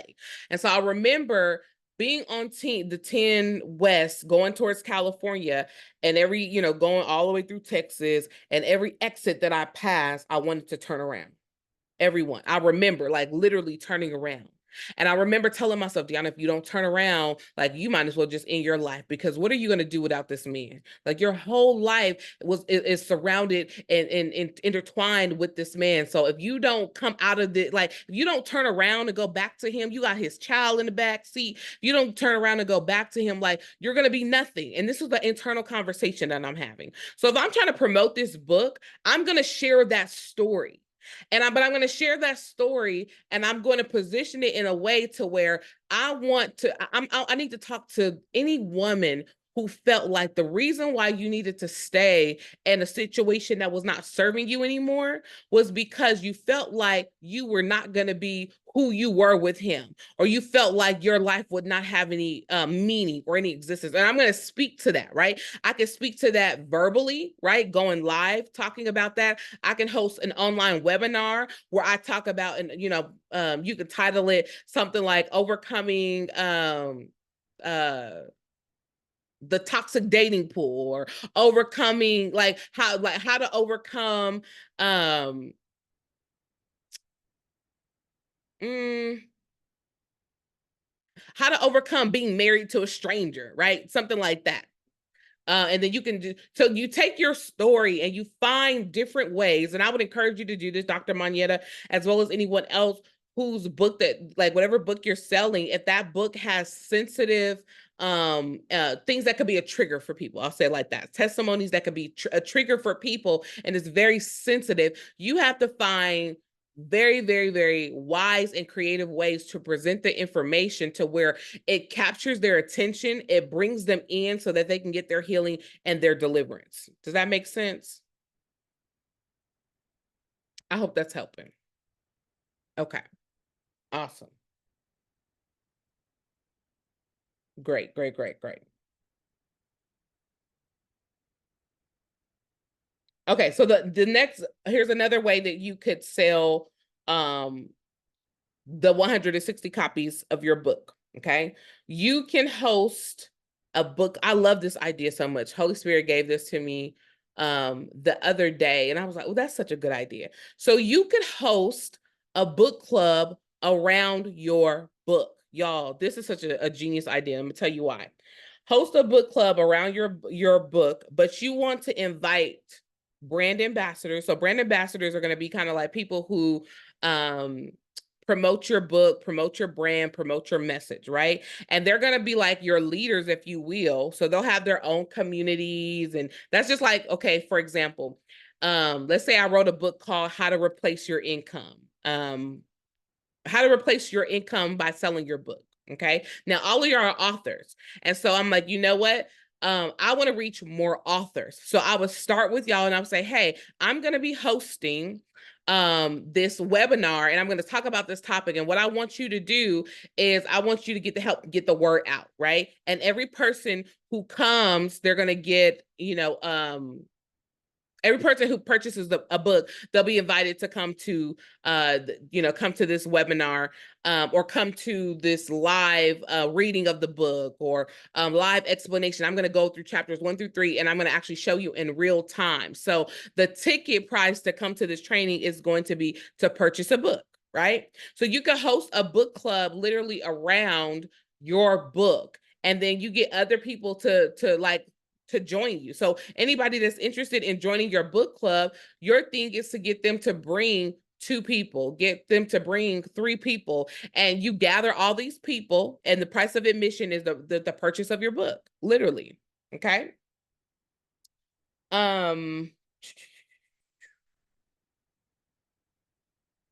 Okay, the next thing that you can do is to create a course. So similar to the prophetic writers course model, you would create a course around your book.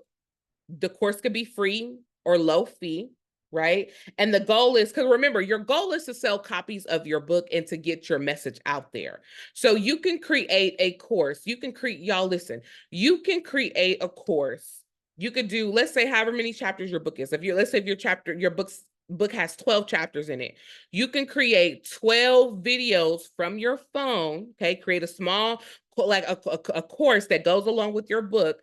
Create 12 videos that are under 5 minutes each, and you can do like a breakdown of the chapter, right? So lesson 1 in your course will be based off of chapter 1 in your book, right? And you are just going to share whatever the things are you're going to share in the recording. You can give them homework to do, or you could say, hey, I want you to go and read chapter 1 of the book, and you're going to write X, Y, and Z, or you're going to answer the questions that are in the book, or whatever the case may be.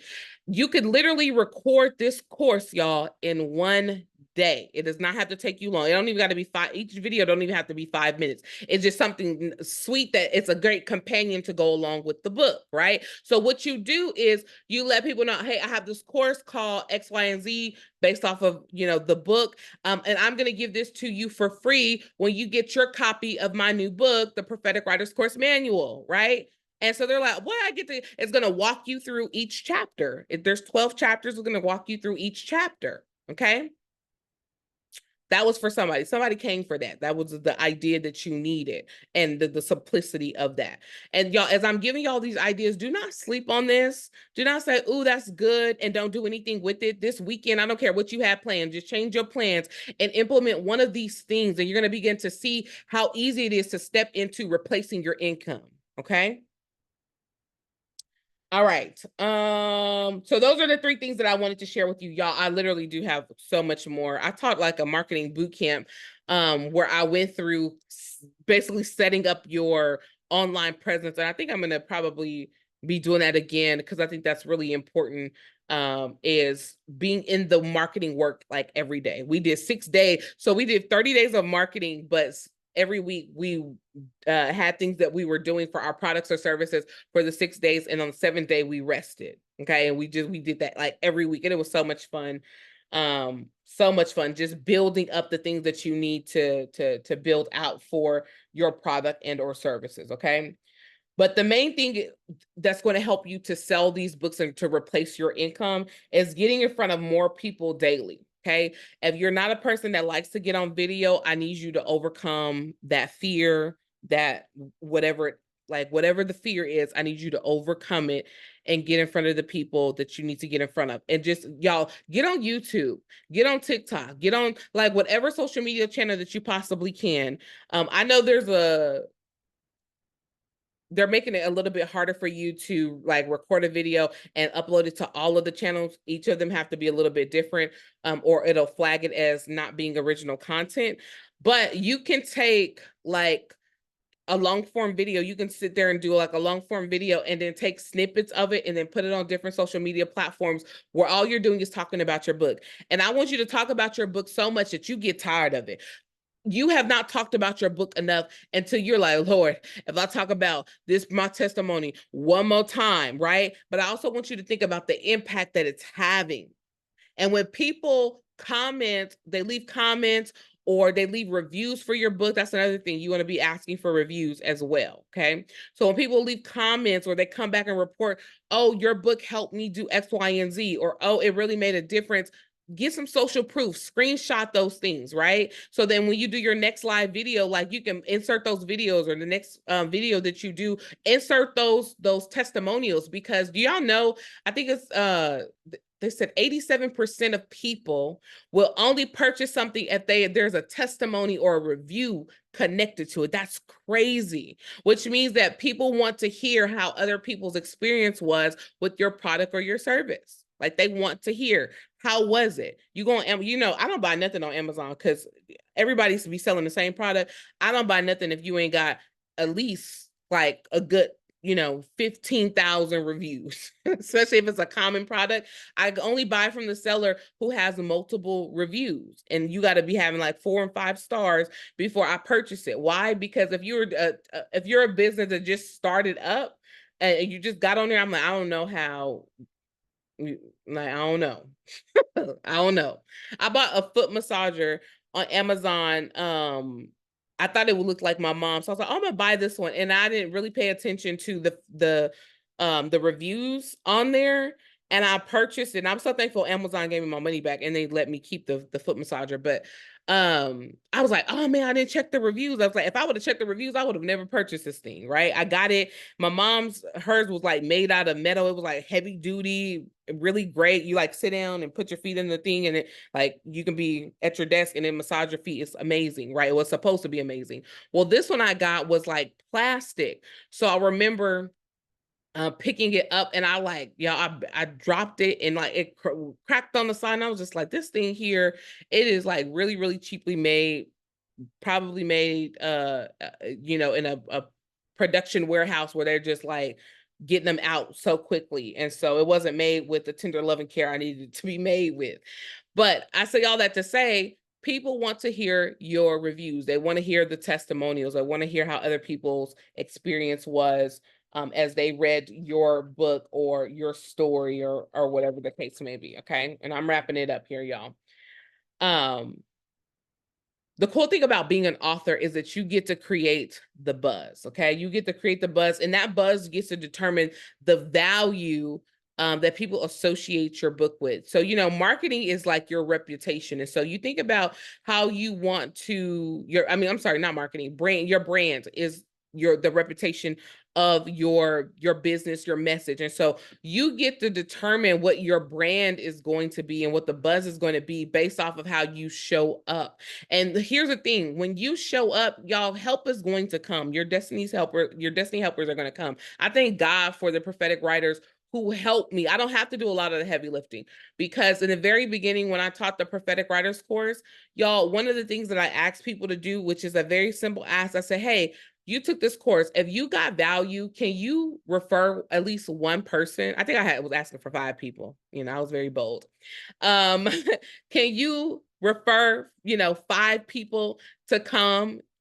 Not all 5 people are going to come. Maybe one person out of the 5 comes, but that's okay. Can you refer? And do you know that is how it grew? Y'all, I didn't pay for ads or anything like that. I've been able to serve thousands of writers because the impact that was made while people went through the process of the content that I wrote, right? And then they each one teach one. Each one went back and grabbed somebody and they brought somebody in, right? And it began to truly grow, and man, just take off on its own. And I'm so thankful for it, so thankful for it, that the Lord had me set that thing up prior to the pandemic, because people needed something to do while they were stuck in their homes. And that's where we really took off. So think about this.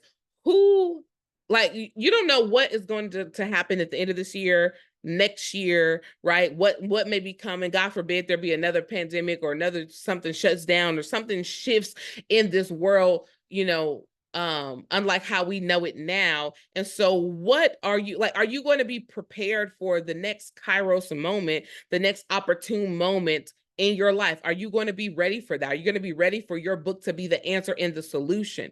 You think about, there's conferences right now that are being planned out for next year, and they're like, man, I need somebody to come in here and talk about X, Y, and Z. I need somebody to come in here to talk about confidence. I need somebody to come in here and talk about, this or that. And they see, man, it's this girl on TikTok who keep talking about, how the Lord delivered her from domestic violence. There's this girl on TikTok or this girl on YouTube or this girl who has a podcast who keeps talking about how you're not supposed to fit in and the beauty in not being able to and not fitting in. Or there's this lady who always on Facebook talking about the walk of a warrior and what that process looks like. And I think she would be a great addition to come and speak on this stage, or I think she would be a great addition to come and host a workshop amongst this corporation and their leadership team, right? And so you never know who is watching.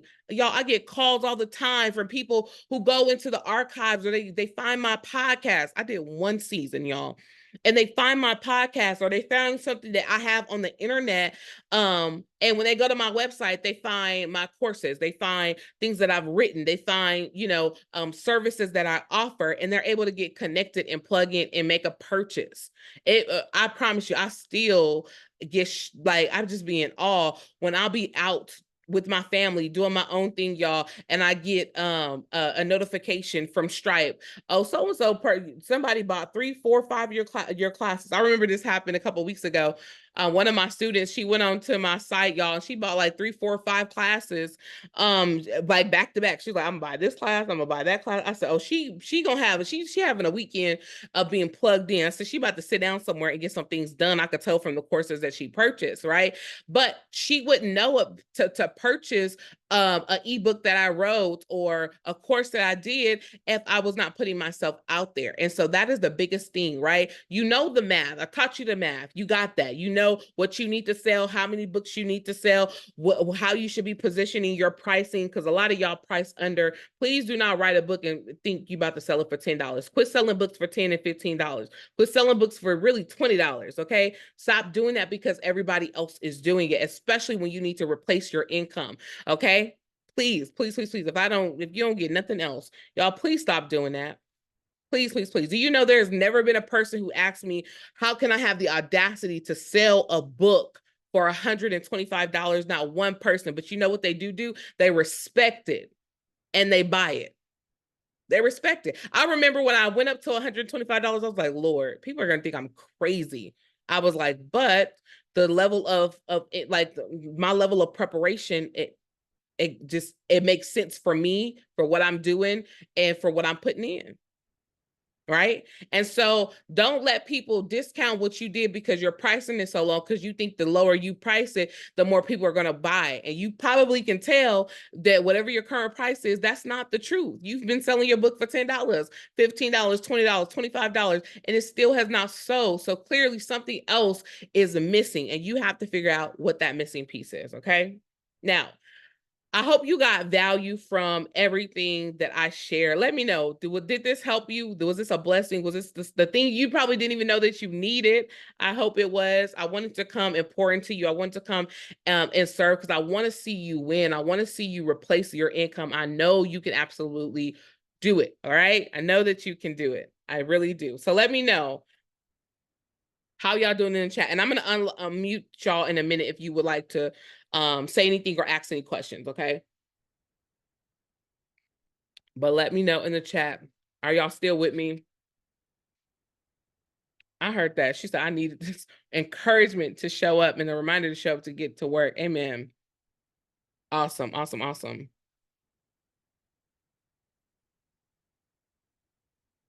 I hope this encouraged you, let you know, y'all, it's not hard. It's not hard.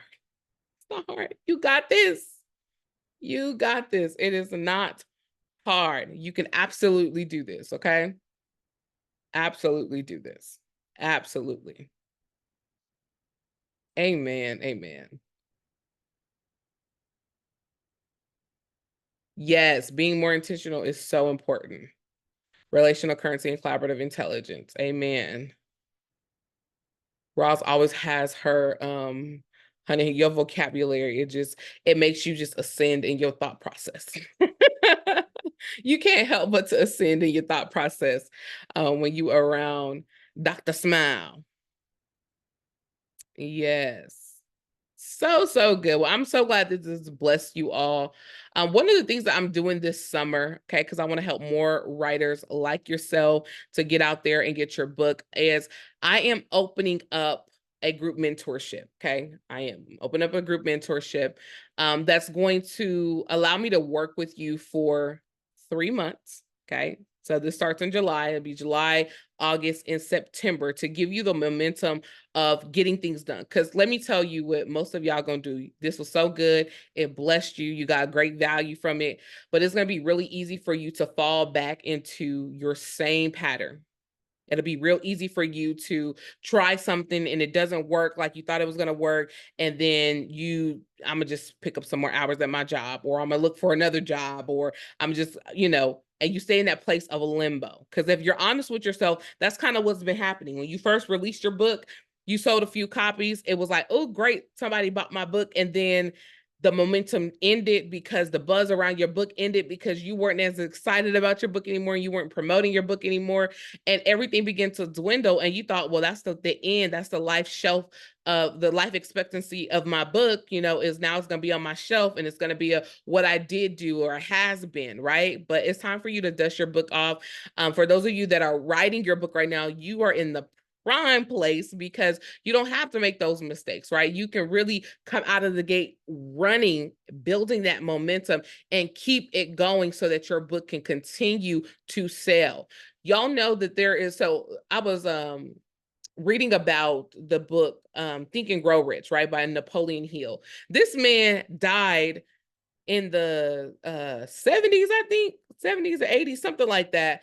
And his book is still selling millions of copies every single year.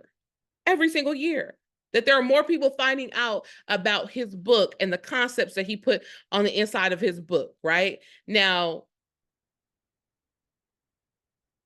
I just thought that was amazing how there's millions of copies of his books still being sold. This man is dead and gone, right? His books were selling so well even when he was alive that they or his teachings, I'll say it like that, because he had them on like tapes and stuff. They were selling so well at that time that there was a foundation started, right? And his family started a foundation. They took all of his teachings, and that's where the different books were. They took all the teachings and writings that he had, and they began to write and publish these books of like his teachings. And I thought it was so fascinating how this man is gone, but his legacy is still living on, to where this message that he had, that if you like, you can think and grow rich. Okay.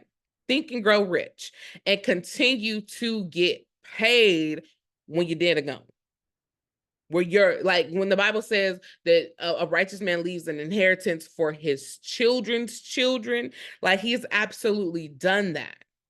right? And I want you to position yourself. I know you probably didn't think in your wildest dreams that that book that you were spending days and weeks and staying up all night writing and crying and crumbling up papers and deleting pages and, you know, all this stuff. You didn't think that it could position you to create a legacy for your family and continue to create income, right? And for many of you, your book is the seed in the ground, literally, for the next program, for the next book, for the next thing that's going to help you build your brand. Okay. So it doesn't just start with the book. I'm not just saying that, hey, this book that you wrote and you published, you'll sell 1 million copies and you'll make $1 million. No, but that's the thing that's probably going to lead you more than likely down the path. And you need to know how to position that message so that people look at you as the expert. And so what I'm doing, I am launching what I like to call my my beta version of, because I want to do this as a year-long program, right? And so what I want to do is I want to take a group of authors, a group of writers, authors, those are there in the process of writing and publishing their book. And I want to help you, right? Even if you're still in the writing process, I want to help you get your book out there and your message out there to where it starts to build momentum and people know you, right, for your message. Now, even if your testimony is, I came out of a domestic violent relationship, you may not necessarily want to be known as the woman who survived domestic violence abuse, but you may want to be known as a woman who is a hope pusher or a hope dealer, if you will, or a woman that is all about faith and her faith being activated, or somebody who's obedient to listen to the small still voice of the Lord to get you out of a situation, right? So that may be the branding and the image and the messaging you want to bring forth. And if that's the case, you got to know how to position yourself to do that. And doing it by yourself, y'all, I'm here to tell you, it will take you a long time. You'll get tired. You may want to give up on yourself. But if you're around other people, right, who are in the work with you, like all of us on here, we're all writers. Y'all have written books, you've published books. Some of you are working on books right now. But to stay in a community like this where iron sharpens iron so that you can continue to push and hit and exceed the goals, right, of selling your book. Because my thing is, I want you to get in a position to where you selling whatever the amount of books you need to sell to replace your income. It happens within the first week. Okay. The first week. Every time I've taught the prophetic writers course, my manual, y'all, has done thousands of dollars within 2 to 3 days.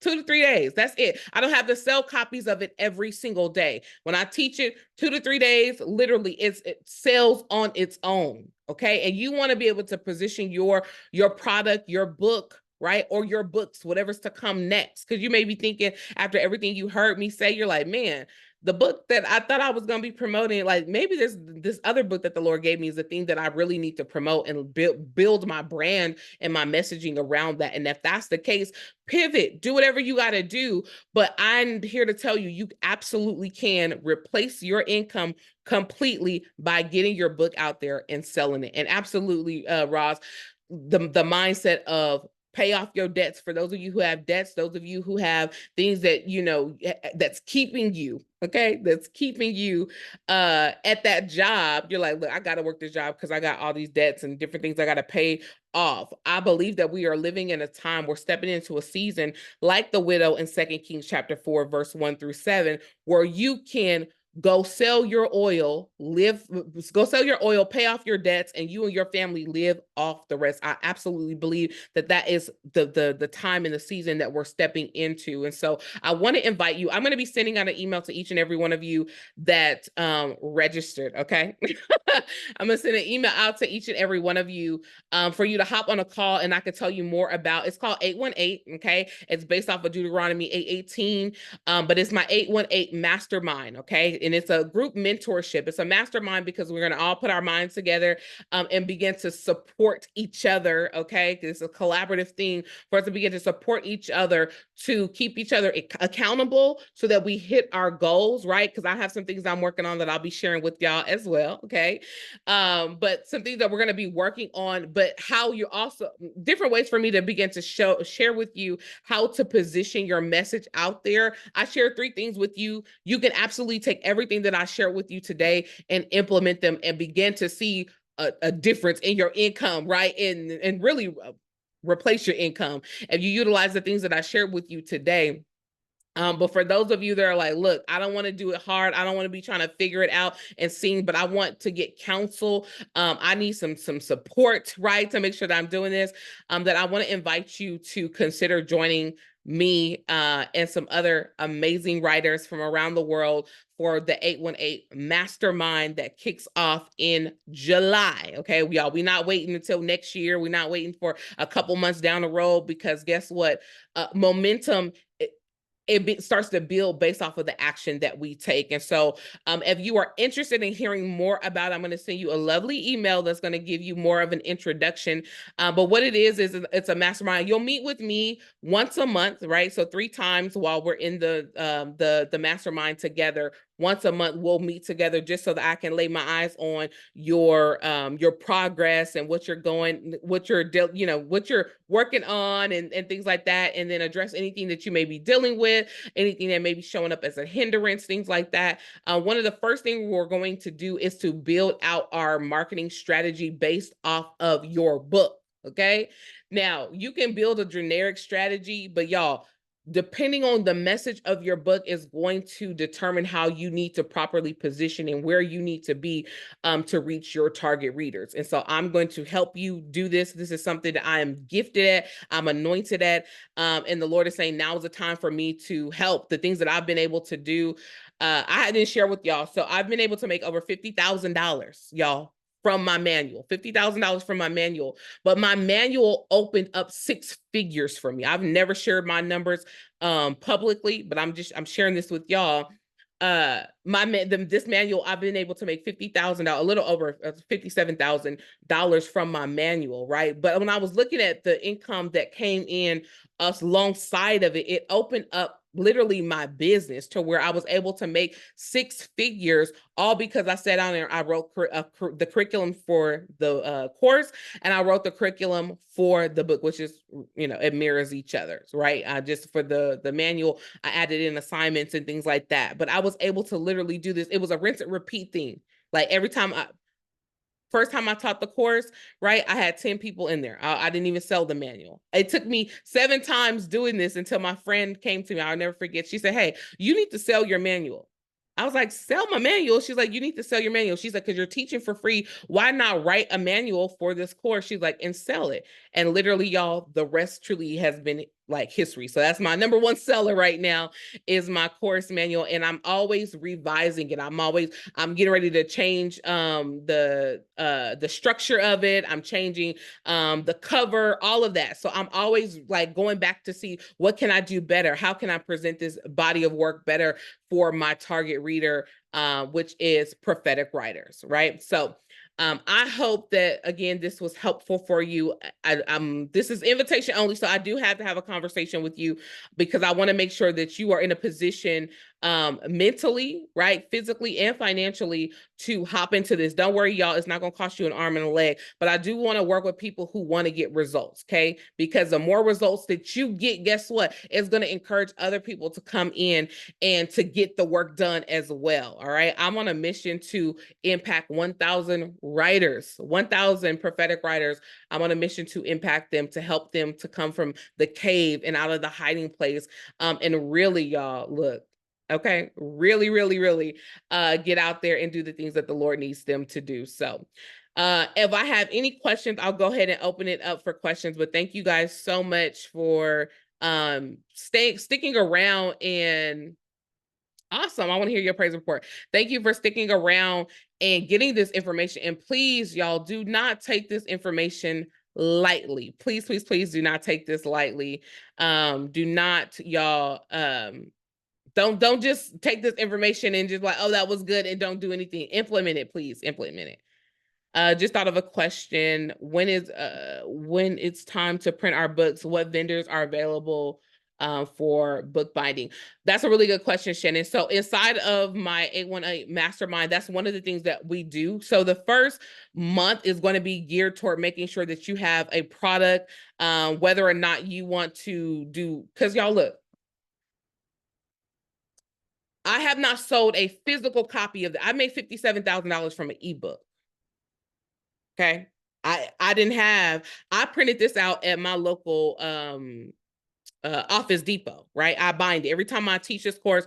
I print out the ebook version of my book, and I just bind it just so I can have the physical copy of it as I'm going through. I'm getting ready now to publish it, but I've sold $57,000 worth of this book just solely from the ebook, the digital copy of it. So, but if you want a physical copy of your book, because I love physical copies of books. If y'all can see right now. Y'all will see I got a whole bunch of books on my desk. Wow, ebook sales were that. Yeah, absolutely. And the reason why ebook sales really works because I had people in other countries that international shipping, it would have been a headache, it would have been a time delay. I needed them to get the information right then and right there, right? And then what I did was I included instructions on how to get it printed and bound within their, their local FedEx, or I don't think they got Kinko's anymore. That was back in the day.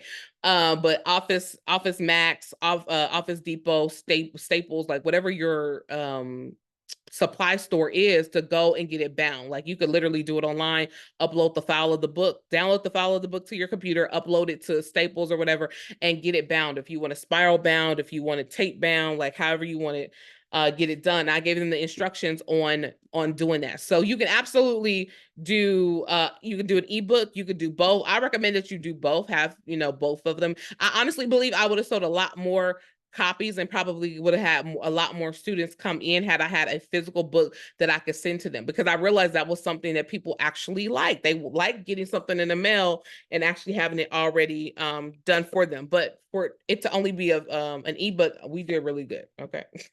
We did really, really well. Yeah, I love a tangible book too. I absolutely do. I do. Okay, so what I'm gonna do is open up. I'm gonna give y'all the ability to unmute yourself. So if you have any questions, you can go ahead and unmute yourself. Hey, I don't see how to raise the hand on this Oh one. no, It you're looks fine. Go new. ahead. Okay, well, first of all, I miss you, Apostle, Apostle, Professor. You would love, appreciate, and celebrate, value, and most shared. First, I want to say about relational currency. And wait, I was not taught like that. On this. Oh, okay. I guess okay. I was gonna say I'm gonna come on camera, but okay, I don't have to. Okay, so um, I want to say that because of relational currency and collaborative intelligence, I would have probably missed this if it Mm, hadn't have been for Tanisha and Harriet, which I had shared with them word of mouth. mhm, It's been a different season. Uncle Vinny can hear you in the other room. He's actually on a walker. Things have been very, very, very different for us. And this is good. Tanisha's been my prayer warrior and mm, accountability for several years. And we've both, life, it keeps happening. But we had just talked about this. And if I had not said, hey, I need you, and the schedule is very special, but I just want to put it out there for accountability. So even when we don't have like our work Thursday, we at least talk to each other. I still have my timer on Tuesdays that go off at 6:45. mm. Um, we were doing, the well, I call it the crushing, you call it prophetic writing, but I call it the crushing. But I just wanted to say that. But the praise report is that when you really start understanding that you're a kingdom financier and you don't worry and you're not in anxiousness, when Mhm, Uncle Vinny's um, income stopped, I ended up being a paid care provider for him, which helped mhm. subsidize. Yeah. But because we were put into reality that there was an income that would not be available and we didn't know the duration, it still put me back in Second Kings Mhm. 4. So, why would I have even had to, even though he's the head of the household, why would I even had to rely on his money or trip that it was Right. missing? So Right. I just wanted to say that. So this is good. I definitely, you said you'd have the one-on-one with us to talk, but Mhm. this is I'm just trying to hold back the tears for, not to have a snot cry, but to have the right on time, uh, you know, unmovable, measurable, just everything of what God's love is for us. And then when you look at my submission, everything you said and what Stop In and Smile is about, it's going to be, was that Keisha? Keisha, it's going to be my 10-year anniversary in 2025. Why not repurpose what is my main thing? Come on, that's good. That's perfect Love is timing. my bridge. So simply make intentional love encounters, starting with ourselves first. And my God, all I can say, this is right on time. So I miss you. And I want to I miss say you this because I too. don't said it. So y'all, if y'all were on Clubhouse, there's over 120 audibles of Professor Apostle Diona. You can walk to that, skip to that, go get your workout on. Y'all better stop. We all better stop playing because Listen, she, a whole bunch of audio. I was like, I need to yeah, download them things. yeah, it's just awesome. So I didn't mean to take up so much time. I'm just excited because I know y'all been active, but I did excuse myself. I talked to Pastor and said, "Hey, I'm going to be missing for about. It's been a little over a year, right? It's been over Yeah, a little over a year, but y'all, where there is good soil, accountability, it's a blessing because amen. the I have to say, out of many things that I've done the rinse and repeat with you where the investment has been at the highest yield. Yeah, So if we're doing that with Professor, you're still Professor to me and my niece. If we're doing that with Professor, why would we not believe that for ourselves? come on. And Professor has her network because if we go to her, she's going to come back and support us. And then if the Holy Ghost tell her it ain't right, so do it this way, because you know how intuitive she is. Wait, let's add this tweak. Okay, now put it out Look, I promise you, I was like, there's a couple people that wasn't on this training that I wanted to be on because one of the things I want to do inside of the 818 there. Mm-hmm. mastermind is I was like, I want physical copies of everybody's book that's in there because one of the things that I'm really, really gifted in is going into your book and pulling out like the branding messages that you need to Right. lead with. Right. Like, Well, I'm okay, excited yeah. about it. I'm excited about it. This last thing. If are we going to be able to have a place where we can ask you the questions? Because like my book, I think I told you about it, but I'm not going to go into it now. But I told you about my book. It was a blessing because I was serving somebody. But then Mhm. they came back on me and said, well, this was worth $3,500 or this was worth 10,000. So now my book is locked up because it went from Create Space to KDP and I don't know the credit card. Do you know them folks won't even let me have my manuscript because I don't remember what the credit card is? It's crazy. So will we have a place where we can ask you questions that we've experienced so when you do get into the teaching, we can see how we I wonder if that's what happened. I had another client, my very first client that whose book I published. She reached out to me on Instagram. I haven't talked to her in almost 10 years.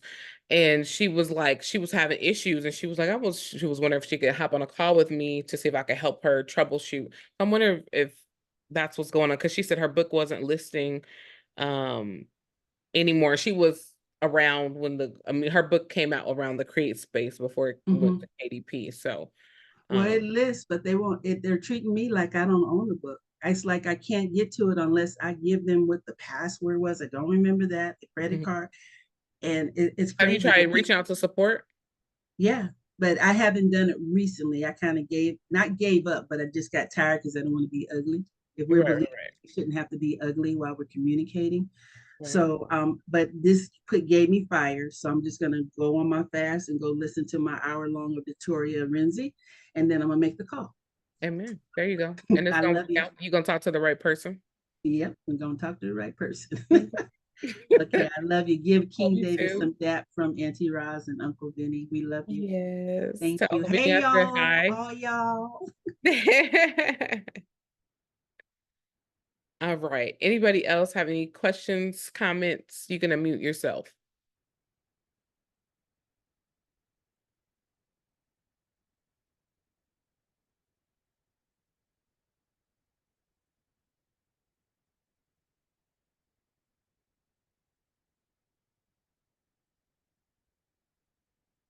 Go ahead, Elisa. You can unmute yourself.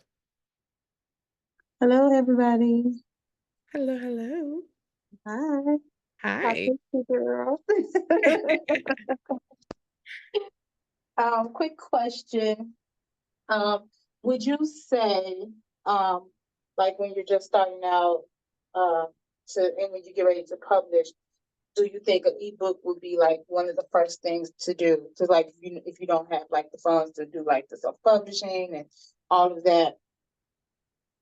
Um, well, the only if you go the self-publish, if your book is in a great enough state to be an ebook, then you can get a physical copy, even if you don't order like multiple copies.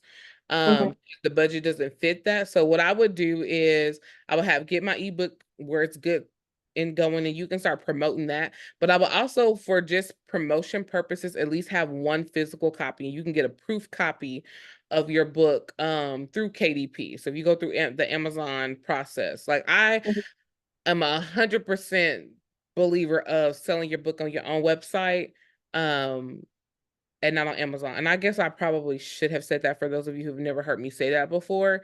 Selling your book on Amazon is going to take away 70% of your profit, because they take or I'm sorry, 30% if your book is under $9.99. If your book is over $9.99, which it should be over $9.99, $9.99, then Amazon's going to take about 70% of your profit. So anything you price over $10. And the reason being is because Amazon wants their books to be they want to move books. They want to move, like, make a lot of money by moving a lot of volume. They're like the book drug dealers, if you will.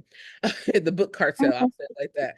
So they want things to sell quickly. And so they honestly will, you heard what Roz said, you know, she having issues with hers, but they will put your book on sale without you knowing.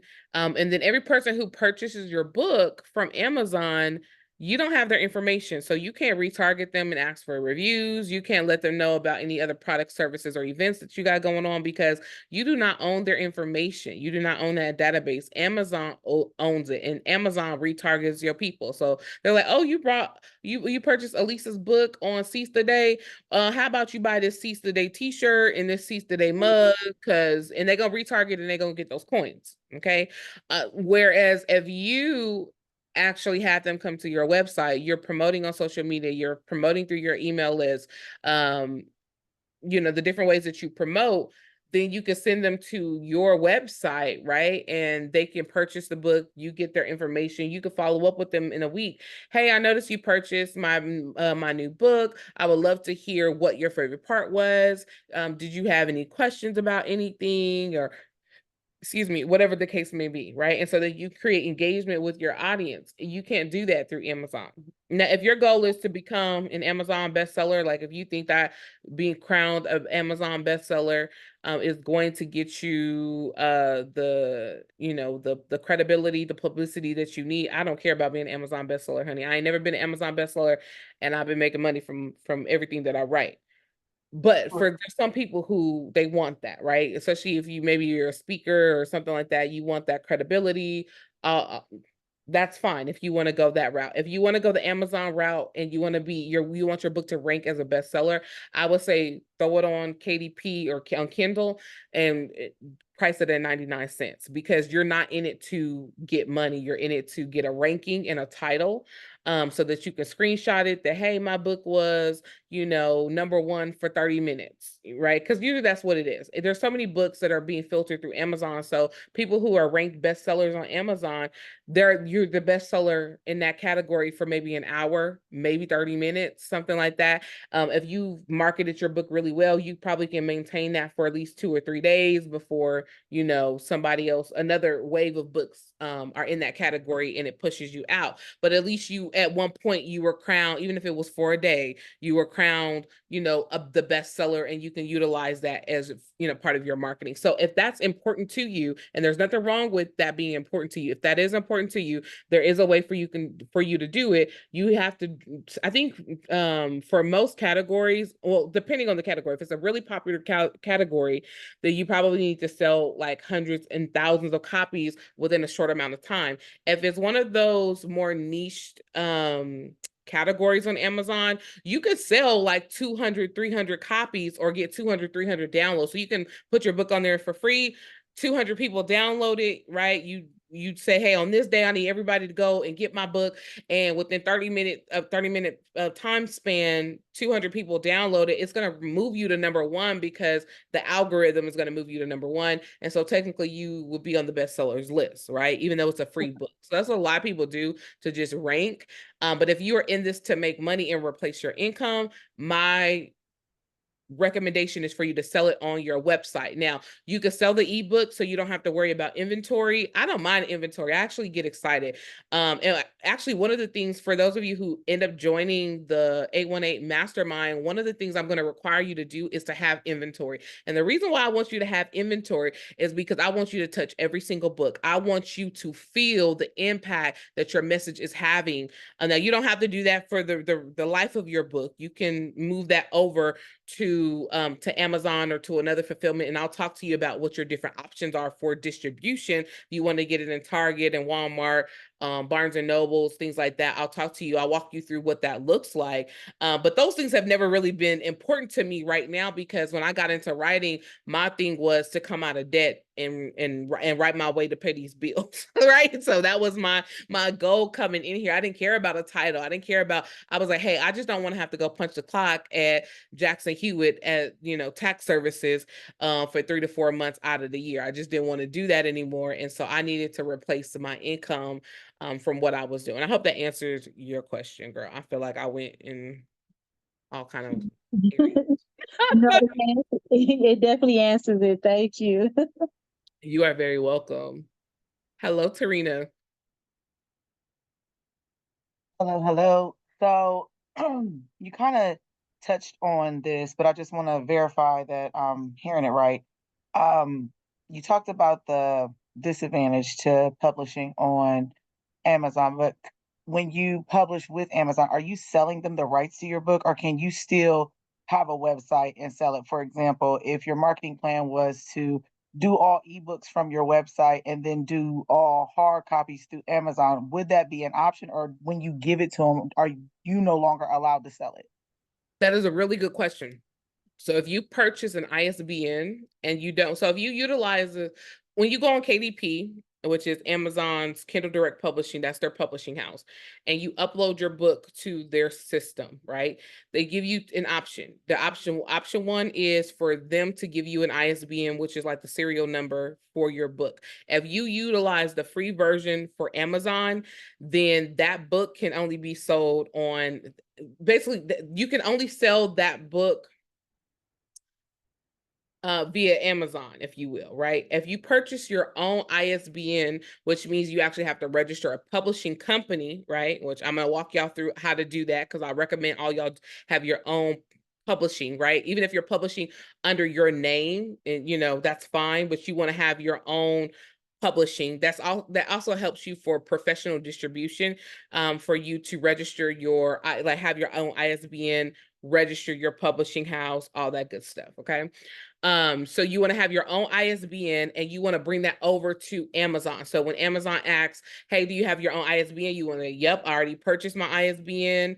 And you put in your ISBN number, and it's going to pull up your all your information for your publishing house, because you'll register it first, and then you'll bring it over to Amazon, and you can sell that book on Amazon. You can sell that book on the side of the road. You can sell it on your website. You can sell it wherever you want. But if you utilize Amazon's free version, that belongs to Amazon. Amazon has bought a bulk of ISBNs, and they own it.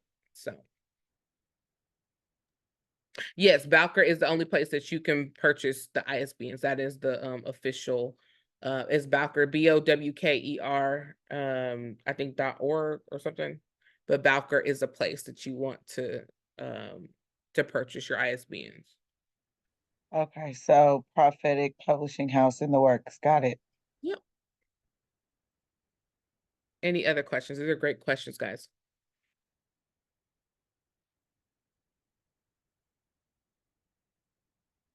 And I do have, I'll send it to y'all via email for those of you who've never taken my online ebook bootcamp. I go through all of the basics of publishing. Okay, so every single thing that you need to do if you decide to go to do it yourself, like everything that you need to do, I go through everything from doing the book cover, the editing, the formatting, all that stuff. I have a ebook boot camp online that you can go through. It's self-paced. You purchase it, you go through it all tonight if you want to. And so I'll send that out too for those of you who have questions and need support going through that. If you have access to it, I encourage you to go back through it because a lot of the basic information is in there. As we step into I'll go over to make sure everybody is like where they need to be inside of the mastermind. But the mastermind is solely on marketing and replacing your income. Like that is our goal. That is our focus, is actually selling the copies of the book. So if you're still in the process, the mastermind, it can absolutely put you ahead of the game. But if you need more of the technical and like, I need to spend some time with this prior to me getting into the mastermind, or while I'm in the mastermind, I would encourage you to do the online ebook bootcamp. Okay. Hi, Dr. Manietta. Good evening, Apostle Deanna. How are you? I'm doing well. How are you? I am wonderful. Good. My question is, you did the walkthrough as to how we determine what we should charge for our books. Mhm. My question is, how do we go about doing, I guess they say a markup if If it's in color? if the book is fully in color, Uh-huh. you just increase the price. Like what makes sense to you? So what's the price right now that you have it as? Your book is what's the price? If I'm not mistaken, I've got my workbook. It's at about 40. Okay. So if it's a full color, you can go up to 50, go up to 60. I mean, there's no, you know what I mean? But again, I will say this, because people are used to going on Amazon and paying, the cheap price for stuff. When you price it, you want to make sure that you're positioning it as more on the luxury scale, more on the this is like a guide course type of thing. Do it yourself, walk through this process yourself, and it's going to help you support you in X, Y, and Z. So you want to just, the higher you go in price, you just want to make sure that you are communicating what the value is. Okay. Okay. That makes sense. Yes, ma'am. Thank you. You're welcome. All right, guys. Any more questions? Because I'm gonna have to hop off and get to my babies. Yes, Deanna, this is Shannon. I have a question for you. How do I get access to when you said you have, I guess can you hear me okay? Yes, I can. Okay. How do I get access to your teachings on the publishing and things of that sort? I'm gonna email that to you because Oh, it's not on my website right now. But I will email it to you. perfect. Thank you so much. You're welcome. Any other questions? Hey, Professor, Yes. I got this question. I'm not sure if I've overlooked it out of the products that you have. Mhm. Part of me feeling some kind of way because I feel like I'm not legit for, do I say the way the world says our business should be set up? Like you have an LLC, you have a nonprofit, you have a profit. So do you have all of that? And you take care of your taxes and you understand how to do the ABCs of all that setup. Do you have something like that Oh, as a class that walks you through that process? yeah, that we can understand and don't. do all of that? I don't, but thank you for mentioning that because I will absolutely. I Okay. touched on it. I touched on not the tax portion, but I touched on the legalities of setting things up. When I did my wealthy series, Wealthy I did it over series. like the holidays, which I believe it still might be available on my website. My courses I took off my website, so y'all can't see them, which is why I have to send you the direct link for it. Okay. Okay, But because I just wanted to know, like, if we do that and for all the things that I see, like a minority owned business, getting contracts where our books can go, you get paid, pay yourself with a contract and know that your book is in prisons and everything. I oh, mean, all kind of absolutely. stuff. And that's so So I those was are some wondering, of the things that I will be going over. Part of the marketing strategy for the mastermind okay, is selling your book in bulk, okay, where cool. to, yeah. Okay, good deal. And then my book, I don't know how many or where this, you know, another, when you were asking us about our feelings, you know what I'm saying? So anyway, another thing about the book, um, it's what God downloaded to me, but I kept like minimizing it because it was not like a whole lot of content. It was just some power thoughts because it's a devotional. Mhm. So while you help us in the 818, how we can repurpose and still have more written material that comes off of what our original baby was, I guess to say, Mhm. if that's a way to say it. So Absolutely. I'm excited over here. Yeah, I've had God bumps ever since I just listened to you. I'm like, oh my God. Oh, Yes, and we got to pay attention to those puzzle pieces for the divine moments that happen with us and how we do connect. Because really, us being umbrellaed under you is a whole army. It's a whole 18-20 floor high tower building. Um, Deanna starts on the first floor, and then we just go on up. I mean, that's what other people are doing, though, right? See, they doing that. They them built purchase office buildings, and so I'm with it. And like I said, the detox of the mind. That's what you've always worked on with us, and I just suggest that y'all better look over your prophetic writer with the crushing in part because this is if she doing 818 and when she really gets something inside of her, I'm just saying. I'm just saying. listen, I was like, this has been I've been working on this probably for the last 2 years. So Yeah. I'm not coming with something that I knew the timing had to be right because it's one thing just trying to get people to write and publish their book. It's another thing shifting them now to you have this finished product. Now, how do you begin to make a living from it? And Right. that, like, really connecting the dots there because a lot of writers think, okay, like it was just a hurdle just trying to get the book out and write it and publish it.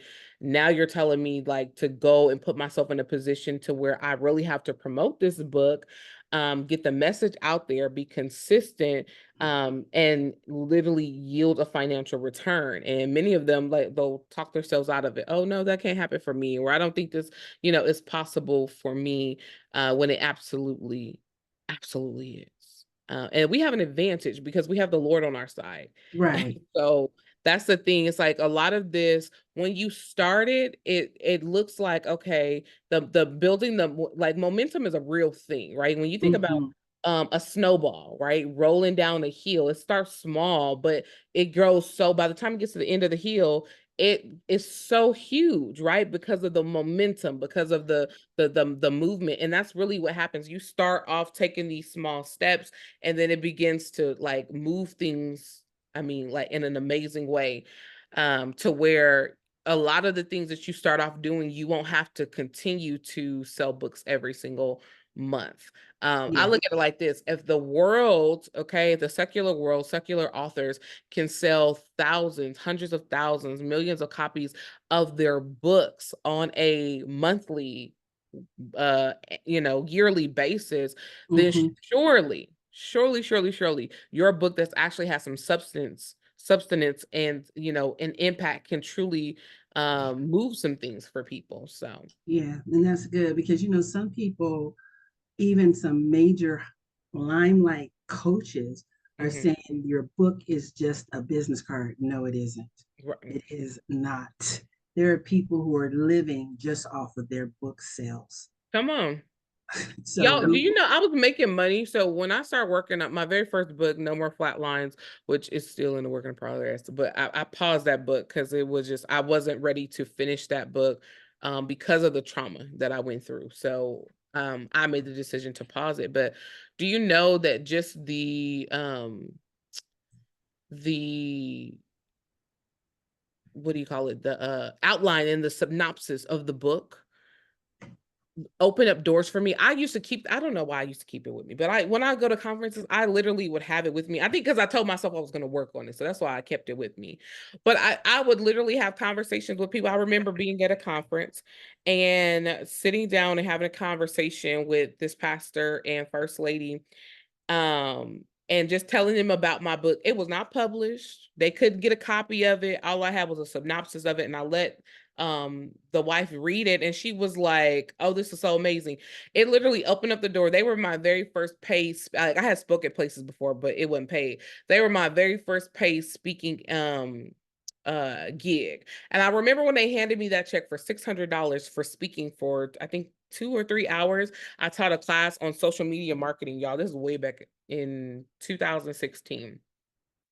And I remember when they handed me that $600, the check, I was just like, whoa. I said, this was light work for me to do. Like, I wanted to, if they would have let me, I'm like, can we just go ahead and make this a whole week? Like, let me just be here a week, because I loved like teaching the content so much. They had different campuses, and so they had their pastors and leaders of different ministries there. And my thing was to help them get on social media, which I'm so glad. Now that I think about it, I gotta contact them and just remind them what the Lord did for them, because the Lord got them on social media with having their services and doing different outreaches prior to the pandemic. So when COVID hit, baby, they was in the game running. I mean, they were ready to go. They had all their stuff going. I was like, here's how you look, here's how you prep this, here's how you do that. But I remember creating like this whole presentation on marketing and how do you like literally get people in the door from social media. How do you get the people that are on social media to tune in to not only your services, but actually get them to want to get out of their house, get in their car, drive down to the building, and be a part of the service. So that was my thing. I was like truly back in the day, just a gatherer. And I was known as that. Like they was like, man, she writes, she's really good with marketing and social media. And my thing was, I just love to find creative ways to get new eyeballs on an event. You know, they did all kinds of conferences, things like that. So yeah, I don't know why I brought that up. It was a reason. It was the reason, but no, that's good. Just to let you know that even the things that we're still have, if they have not come to full fruition, that we don't just put them to the side like a raggedy hand doll. Come on, amen. We still have to hold on to it. I know the main thing that I've learned out of all of this, though, is that if we don't believe in it, people feel that by and they won't believe in it. So true. We have got Your confidence is not there. They're gonna be like, oh, okay, that was nice. Yeah, you're not gonna be taken serious, and then Yeah. you're gonna be running a muckety muck with a steal, kill, destroy tactic from you know who, and then you all jacked up, and then you feel like you know fell down that same hole again, and then it starts that depression, the frustration. It's time to stop, y'all. Right. It's time to stop. So, and my thing has come just because of taking care of Uncle Benny. Let me tell you, this has been a whole nother game piece because I did this when I was young with my mother because she was sickle cell and lupus. And I'm learning now. My mother was not mean to me. She taught me a lot. But as a kid, what child is taking care, being a care provider? And I had, like you said, you had to stop your book because you realized that just the outline was still triggering some emotions and things that's why I got to learn inner healing and deliverance with you because I had to go through that for the whole year. If I would have kept running with you when God said, no, you need to do this for a year. I was fiending. I was like the crack addict when I told y'all I was doing drugs from 16 to 26. I was like, I need to go to Clubhouse. Oh, she's doing something. He said, no, I need you to believe in you. She has set you up for the crushing. I need you to believe in you. And I didn't even know it was going to go that deep. So it's when we talk, it's real interesting what has happened for this 12 plus months of awareness. And y'all, I don't know who may be elder than me, but y'all do it now. And even if you're at the age of me, do not condemn yourself about shoulda, coulda, woulda. Come Just on. do it now and move forward. I yield the mic. I love you. I love you too. Amen. That was good. Good, good, good. I have one more question for you. Yes. So is there a difference in what Amazon keeps, whether or not you have that ISBN or not? Or do No. they keep the same amount regardless? Yeah. The ISBN just is looks at where you can distribute it. So when you have Amazon's ISBN, you can only distribute it there Okay, because it's like they're publishing it for you. But when got you it. have your own ISBN, then you have, or even if it's not your ISBN, let's say you went through a publisher, and they provide the ISBN, then they own, like they are the publisher of that body of work. So yeah, that's how it differentiates. Any other questions?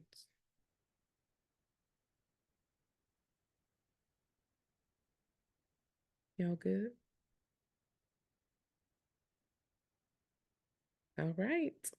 Well, thank y'all so much. I know this one's a lot longer than I initially planned, but it always happens like that when you are on purpose, and fulfilling purpose. So I love you all so much. And I just want to pray over you. And I thank God for your yes to write and to publish your book and get your message out there. And I bless you. So Father, I thank you so much for each and every writer and author that is here. God, I thank you for the ideas that you have given them even tonight as they were in this training. Lord, I thank you that nothing would leave them, Father God, that it will not go in one ear out of the other. Lord, I come against retaliation from the enemy, Lord, as they begin to move, Lord God, in productivity, and they do away with the spirit of self-sabotage and procrastination. I cancel the assignment of retaliation. I thank you for speaking to their mind, Lord God, and giving them the confidence and the courage to do what it is that they need to do. Lord, I thank you for building them up right now, Father God, wherever they are weak, and showing them how to position themselves in the marketplace. And I thank you for the target readers, Lord God, the businesses, the organizations that will partner with them, come alongside of them to help promote and get their message out there. Lord, I thank you that nothing is too hard for you to do in their lives, Father, and that with you, they can do all things as you strengthen them. And so, Lord, we thank you for the strength. We thank you for the love. Lord, we thank you for continuing to lift them up and encourage them as they replace their income this year from selling their books. In the name of Jesus, amen. All right. I love y'all. Have a good night. And y'all start working on your plan like now. What's the thing you're gonna execute on first, and get out there. Remember consistency, you know the math already. So now it's just consistency and getting yourself out there. You will get an email from me tonight, or probably early in the morning because I know it's already late, with the information on everything that I shared. Okay. So I love y'all and I will talk to you soon. Love ya. Bye.